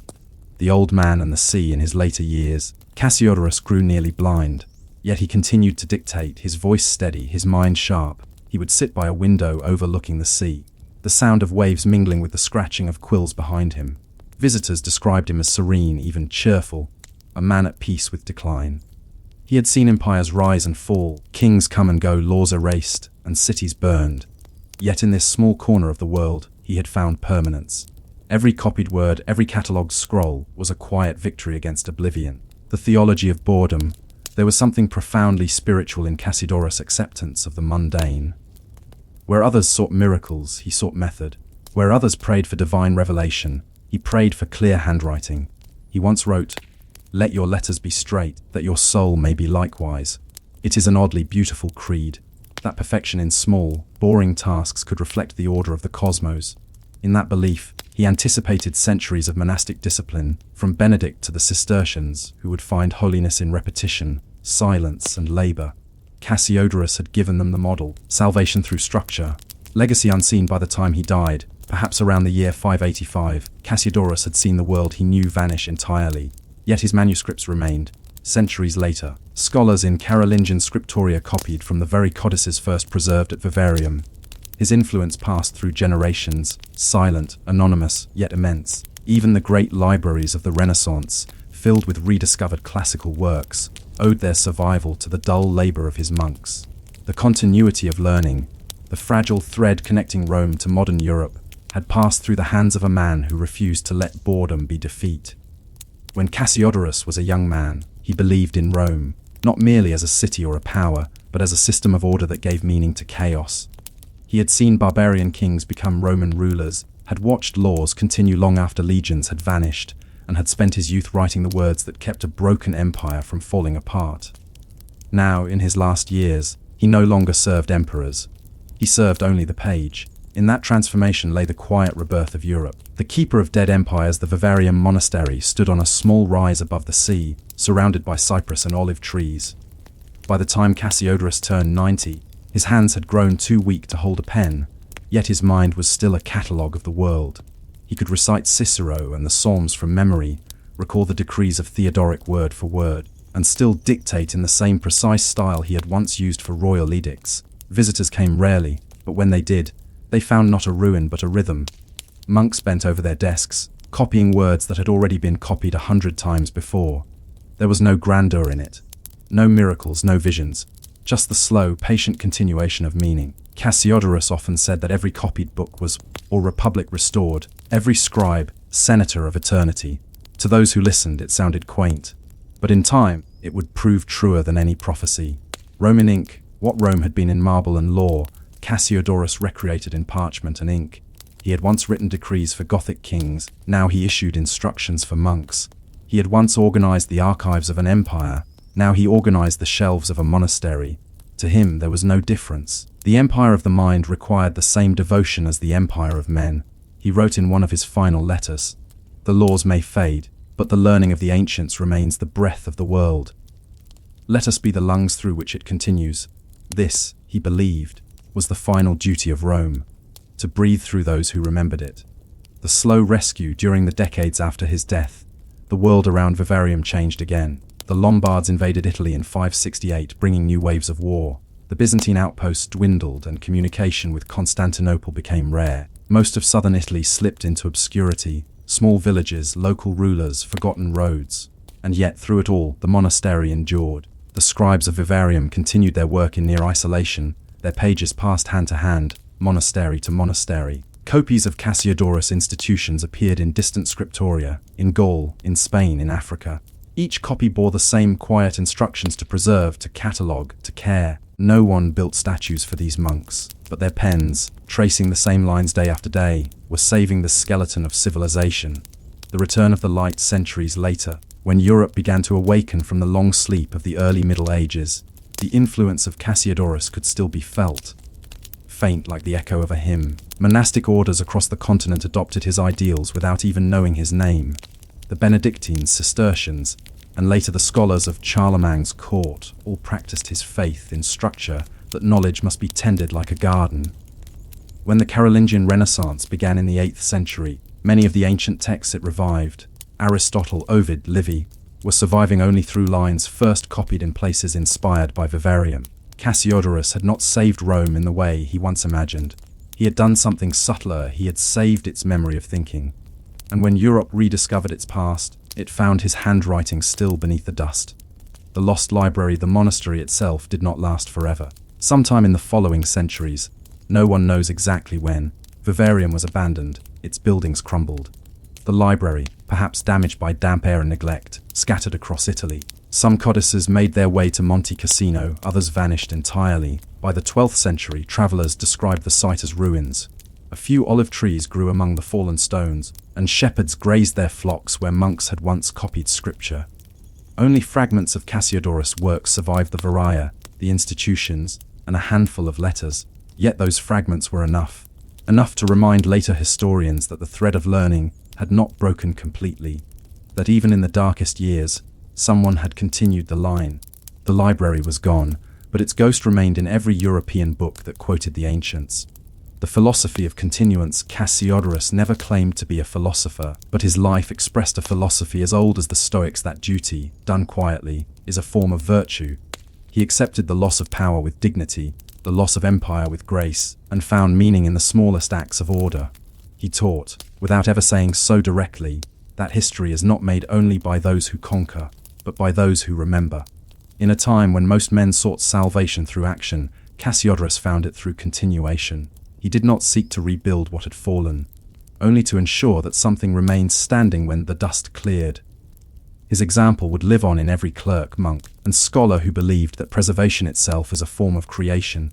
The last document, there is a story, perhaps apocryphal, that in his final days, nearly blind and weak, Cassiodorus asked to hear one of his letters read aloud. It was a decree he had written half a century earlier, back when he served Theodoric. It concerned the repair of a bridge near Verona, a dull, technical document about stone wages and river crossings. When the monk finished reading, Cassiodorus smiled faintly and said, "Then the bridge still stands, if only in words." That simple thought was his entire philosophy, that a well-written record outlasts the thing it describes. For him, preservation was resurrection. Echoes in the margins. If you open a medieval manuscript today, one copied in some silent abbey centuries after Cassiodorus' death, you may notice small marginal notes, tiny letters correcting grammar, little prayers for accuracy, even remarks about the clarity of the ink. Those habits, those quiet traces of care, are his legacy. Every time a scribe checked a line twice, every time a librarian arranged books by subject, every time a scholar cross-referenced an author, Cassiodorus lived again.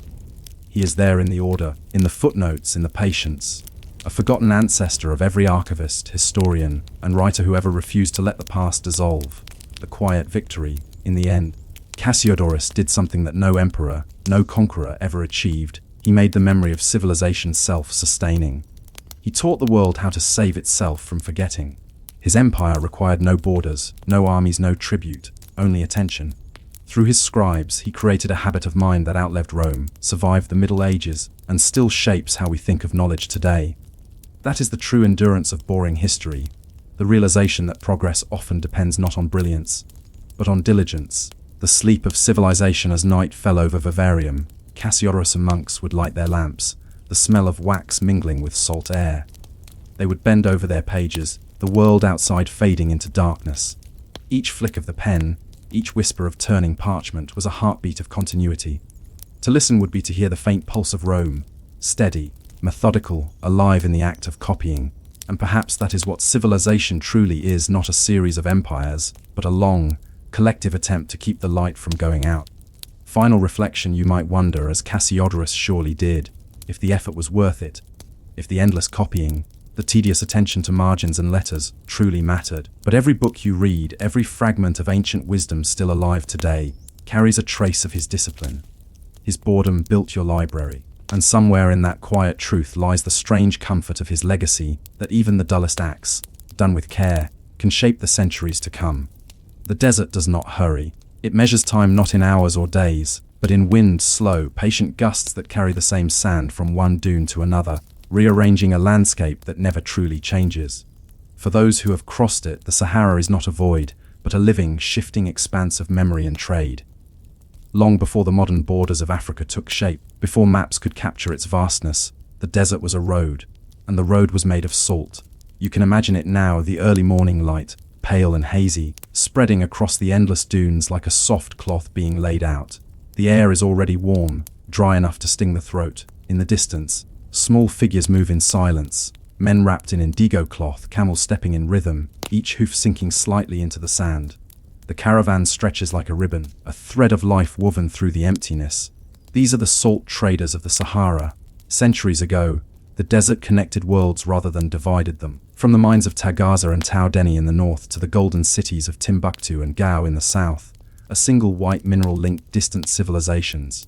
Salt, ordinary, everyday, and essential, was the quiet heartbeat of the trans-Saharan trade. It preserved food, sustained bodies, and symbolized wealth in a place where water was scarce and metal was heavy. Gold glittered in royal courts, but salt was what kept kingdoms alive.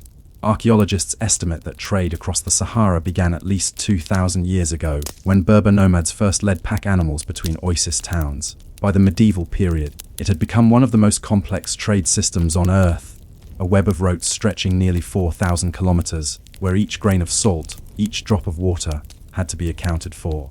The men who walked these paths carried not only goods but also knowledge, how to find a well by reading the stars, how to measure the distance between dunes by the sun's shadow, how to survive when the horizon offered no mercy. The great caravans often began their journeys in the north, at the salt mines of Tagaza or Tau Deni, where men lived and worked in conditions so harsh that travelers compared them to another world. The air there was dry enough to crack skin open, and the wind carried a fine dust of salt that ate into the eyes and lips.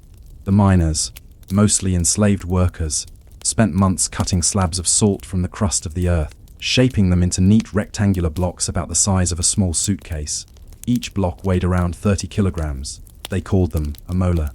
It was said that the people of Tagaza lived entirely on salt. Their houses were built of salt bricks, held together with salt water. Even their mosques shimmered faintly white under the sun, giving the impression of a ghostly city carved out of frost. Nothing grew there, no trees, no crops, no grass. And everything, even the air, seemed to taste faintly of the mineral they mined. From these silent quarries, the slabs were loaded onto camels. Hundreds, sometimes thousands at a time.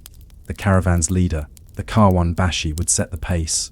Each camel carried 2 or 3 salt blocks, tied with leather straps that rubbed grooves into the animal's sides. The journey south could take 40 days or more, across a land where day and night were cruel in opposite ways, blistering heat followed by freezing cold. The desert's arithmetic was unforgiving. Each man, each camel, each block of salt required a precise calculation of water, food, and endurance. A single mistake, a dried-up well, a sandstorm that shifted the route, could erase an entire caravan from history. Yet they kept walking year after year, century after century, along paths that left no trace but memory. At night, the desert softened. The wind quieted, the dunes turned silver under the moon, and the traders would gather around low fires of camel dung. They would eat dates, dried meat, and drink from leather water skins. Their conversation was minimal, almost ritual. Some recited verses from the Quran, others stared silently into the distance. The desert was both teacher and judge. It rewarded humility and punished pride. Along the way, there were stopping points, tiny oases that shimmered with green palm fronds and the promise of water. In towns like Arawain and Wallata, caravans rested and exchanged goods. Here, the salt was traded for gold, ivory, slaves, and fabrics brought up from the forest regions beyond the Niger River. In time, these exchanges helped create the wealthy kingdoms of West Africa. Ghana, Mali, and Songhai, the story of Mansa Musa, the richest man who ever lived, cannot be told without the salt roads. Imagine for a moment that you are one of these traders. The journey begins into Gaza. You have loaded your camels, tightened your robe against the wind, and said your prayers facing east. The horizon ahead is blank, a smooth line of light and sand. The sun rises and you begin to walk. Each step sinks slightly. The rhythm of the camel's bells becomes hypnotic. Time stretches and folds upon itself. Days blur together. The desert becomes a test of patience more than strength. You begin to measure distance, not by miles, but by the taste of your water supply, by the weight of the air. There are no landmarks, only the position of the stars. At midday, the heat distorts the world into shimmering mirages, lakes that vanish when approached, cities that melt back into sand. You do not trust what you see, only what you remember. The salt blocks you carry will one day be worth more than gold. In the city of Timbuktu, a single slab might buy a family a year's worth of food. But out here, in the open desert, the salt is heavy, cumbersome, almost mocking in its silence. It glitters faintly in the sunlight like frozen light, but it gives you nothing, not comfort, not nourishment, not shade. You carry it because others cannot live without it. By the time the caravan reaches the southern edge of the desert, the traders are changed. Their skin is darker, their robes faded, their faces lined with fine white dust. They walk differently, as if carrying the desert itself. When they finally see the green valley of the Niger River spreading before them, it feels almost like a hallucination, a vision of paradise. In Timbuktu, the salt will be stacked in tall pyramids in the market square, while scribes record the weights and merchants haggle over prices. Gold will change hands, and the blocks of salt will disappear into the homes and kitchens of 1,000 families. From there, they will season meals, preserve meat, and even serve as currency in remote villages. The desert's invisible work will find its way into daily life. And then, when the business is done, the traders will turn back north, across the same dunes, under the same stars, toward the same ghostly mines of Tagaza. The rhythm continues, generation after generation, a slow and endless migration of necessity. In this way, the Sahara, so empty, so lifeless at first glance, became one of the most important highways of the medieval world. Knowledge, religion, and culture flowed across it like a slow tide. Arabic script reached West Africa through these caravans. Islamic law, architecture, and science followed. Even the rhythm of the desert, with its patience and silence, left an imprint on the people who lived along its edge. The salt roads shaped not only trade, but the tempo of civilization itself. To walk the Sahara was to learn a kind of humility, a surrender to forces larger than any kingdom. In a sense, the desert itself became a teacher, a reminder that endurance, not conquest, sustains life.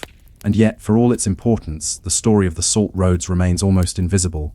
It left behind few monuments, no great palaces, no written chronicles of glory, only ruins of caravanserais buried in sand-broken pottery, and the faint memory of the bells of camels moving through dawn. Tonight, as you listen, you can almost hear them. The slow, measured steps, the sound of leather straps creaking, the wind carrying a low hum of voices reciting prayers. The journey continues, somewhere beyond the horizon, under an eternal sky. But what happened when the desert's rhythm met the ambitions of kings? When the humble salt trade drew the attention of empires that saw not endurance but opportunity? That we will uncover next. The desert remembers quietly. Every windstorm covers the past, but it never erases it.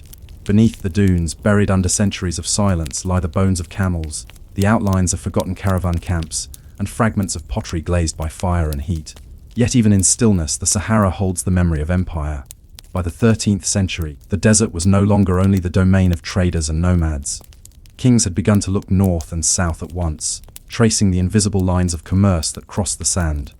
In West Africa, the empire of Mali had risen, a realm built not by the sword, but by the balance between salt and gold. At its height, the Mali Empire stretched from the Atlantic coast to the banks of the Niger River. It was a place of measured wealth, where gold dust was stored in gourds, weighed by the pinch of a merchant's fingers.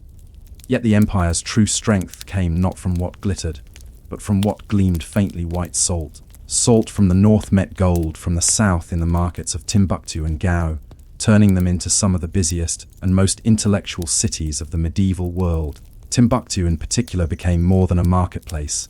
It became a crossroads of knowledge. Scholars from Cairo, Fez, and even Persia came to its universities, where manuscripts on astronomy, medicine, and law were copied by hand on parchment imported from the Mediterranean. And all of it, every word written in ink, every light flickering in the lamp, lit libraries, was sustained by caravans that carried salt across the desert. Without those silent journeys, the cities would have starved. It was in this world that Mansa Musa, the most famous ruler of Mali, reigned. You might remember his legendary pilgrimage to Mecca in 1324, an event so extravagant that it still glows faintly in the imagination of history. It's said that he brought tens of thousands of attendants and so much gold that it caused inflation in Cairo for years afterward.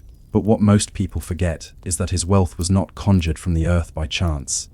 It flowed from the slow rhythm of caravans moving across the Sahara, carrying salt south and returning north with gold.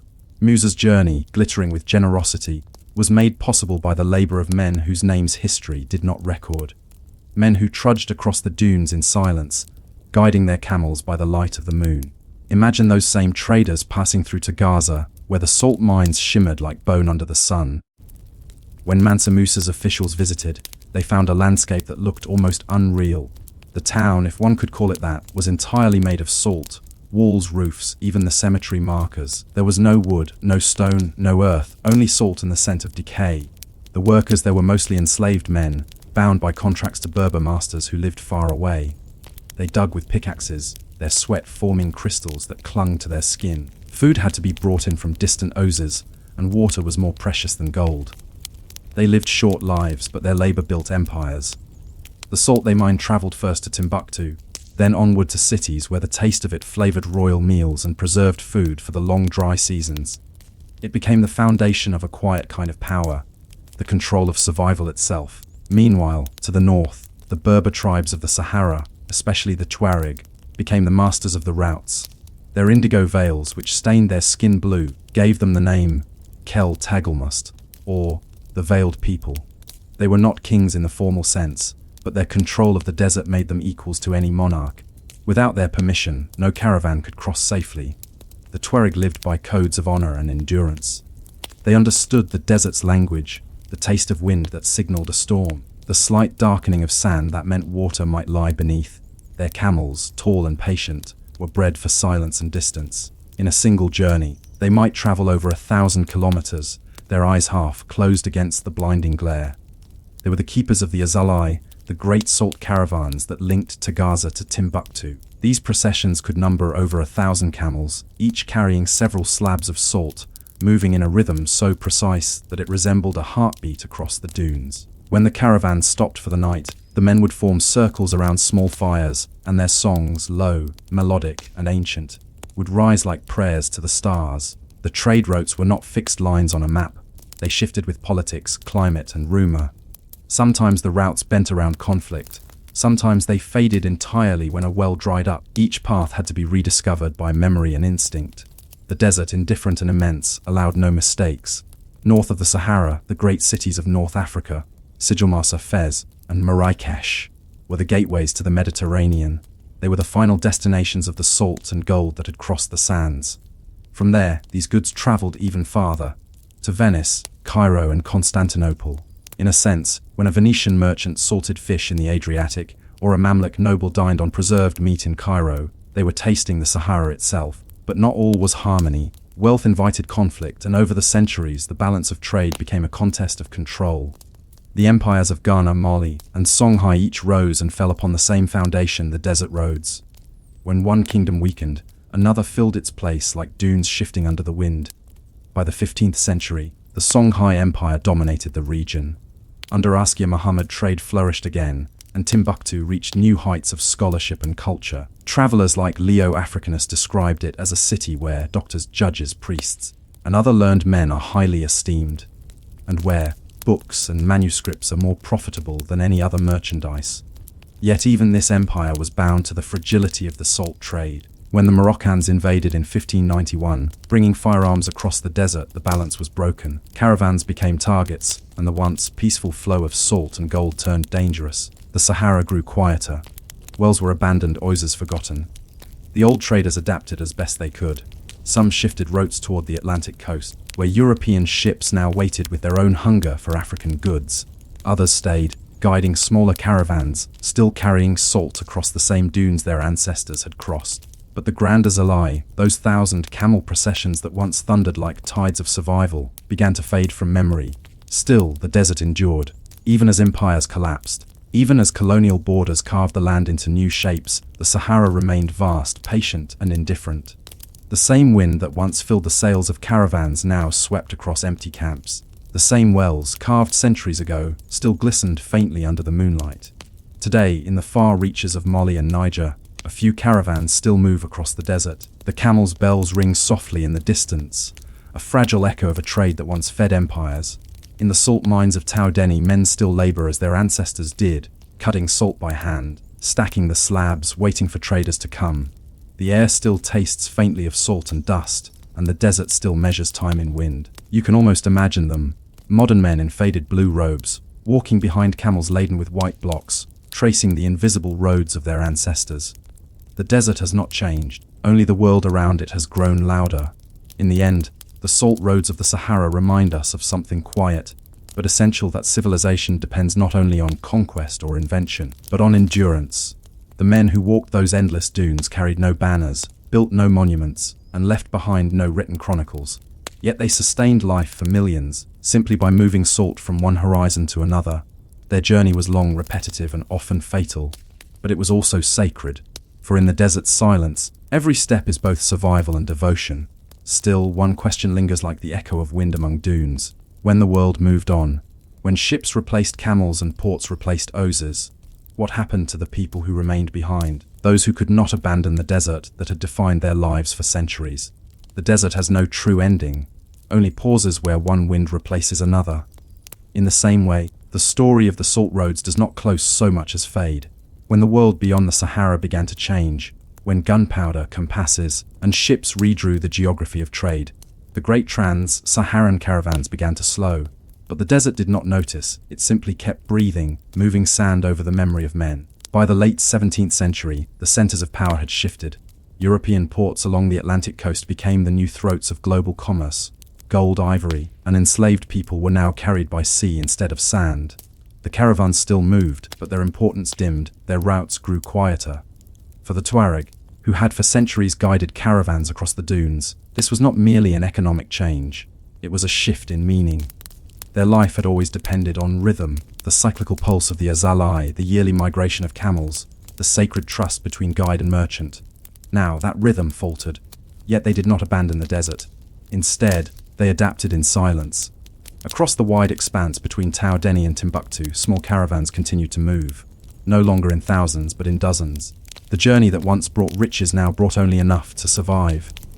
Still, each winter when the heat softened slightly, men gathered once more to load their camels with salt. They still recited the same prayers, followed the same stars, and paused at the same wells that their ancestors had dug generations before. The salt itself did not lose its importance overnight. In towns and villages, it remained a form of currency. Traders could still measure a debt in slabs of salt or buy a goat with a handful of crystals. In some places, it was even used in ceremonies, sprinkled over graves or mixed into dough during weddings, symbolizing preservation and continuity. But as centuries passed, the outside world began to press against the desert's silence. Colonial expeditions arrived in the 19th century, armed with maps, rifles, and ambitions. They drew straight lines across the dunes, claiming territories they could not truly see. French explorers followed the old salt routes, marveling at their persistence. Some thought them relics. Others saw in them the last traces of a pre-modern world. In the French colonial archives, there are brief, bureaucratic notes about the salt caravans. Azalai departs from Tau Deni on the 15th of November, estimated 400 camels. Return expected in 70 days. There is no poetry in these lines, but between them, one can sense the quiet dignity of endurance, the continuation of a journey that had outlasted empires. In Tau Deni itself, the salt mines remained much as they had always been. Workers still cut the earth with axes, their hands white and raw. The air shimmered with salt dust. Some built small huts from the same material, their walls translucent under the sun. Even the water in their wells tasted brackish and metallic. The place had not changed in 1,000 years, and perhaps that was its power. For those who lived by the desert, time was not a river but a circle. Each year the same journey, each generation the same road, the same wind, the same sun, the same stars above. In the 20th century, when the world rushed into engines and electricity, the Sahara still moved at the pace of a camel. Airplanes began to cross it in hours, trucks in days. But even then, some caravans persisted, moving quietly at the edge of modernity. There are photographs from the 1930s, grainy sun-bleached images, showing lines of camels stretching across a flat horizon. Their shadows fall long and fragile, like brushstrokes. The traders wear the same indigo robes, their faces wrapped against the wind. Behind them, no tire tracks, no footprints, only the eternal pattern of sand reshaping itself after each step. Some anthropologists who traveled with these last caravans wrote of a strange peace that came from their rhythm. The journey was monotonous, exhausting, and yet deeply meditative. One traveler noted that after a week in the desert, thought itself begins to slow, as if one's mind has adopted the pace of a camel. The salt, too, had changed meaning. It was no longer a treasure of empires, but a symbol of persistence. Each slab carried on a camel's back seemed to say, "We are still here." Today, in the far northern reaches of Mali, Niger, and Chad, a few caravans still cross the desert. They are smaller now, perhaps 50 camels, perhaps 100. Their routes are guided by memory, not maps. The men who lead them often speak of the desert as if it were alive. One Tuareg elder, interviewed in the early 2000s, said softly, "The desert does not belong to anyone. It belongs to those who listen to it." That line captures the essence of the salt roads better than any royal chronicle ever could. The trade was never truly about wealth. It was about listening to the wind, to the silence, to the endurance of those who walked before. As you imagine these last caravans moving under a silver moon, you might notice how little has changed. The same constellations that guided medieval traders still shine above. The same wells still give water, their stones smoothed by centuries of hands. Even the bells on the camels still make the same muted music, soft, metallic, almost like breathing. There is something profoundly human in that sound. It connects ages. In our modern world, where speed defines meaning, the salt roads remind us that slowness is its own kind of wisdom. The desert, after all, teaches patience. Its history is not written in battles or inventions, but in endurance, the daily act of moving forward even when nothing changes. It is, in a sense, the most boring history imaginable: endless repetition, silent landscapes, men walking across sand with heavy burdens. And yet, without such quiet persistence, civilizations could not have survived. The gold of kings, the manuscripts of scholars, the spices of merchants, all depended on salt. When you think of the Sahara now, Try not to picture emptiness. Think instead of the invisible lines that still cross it, the ghostly paths of caravans that once carried the breath of empires. Think of the way sand remembers the weight of footsteps even as it erases them. And think of the men who still walk there unseen, following a road that no map records, yet no wind can truly destroy. The salt roads are not gone, they are simply quieter, folded into the rhythm of the desert's sleep. So, if you listen closely, perhaps tonight, as the world around you grows still, you might hear the faint echo of a camel's bell, ringing softly somewhere beyond the horizon. A reminder that history is not always loud. Sometimes, it hums beneath the sand.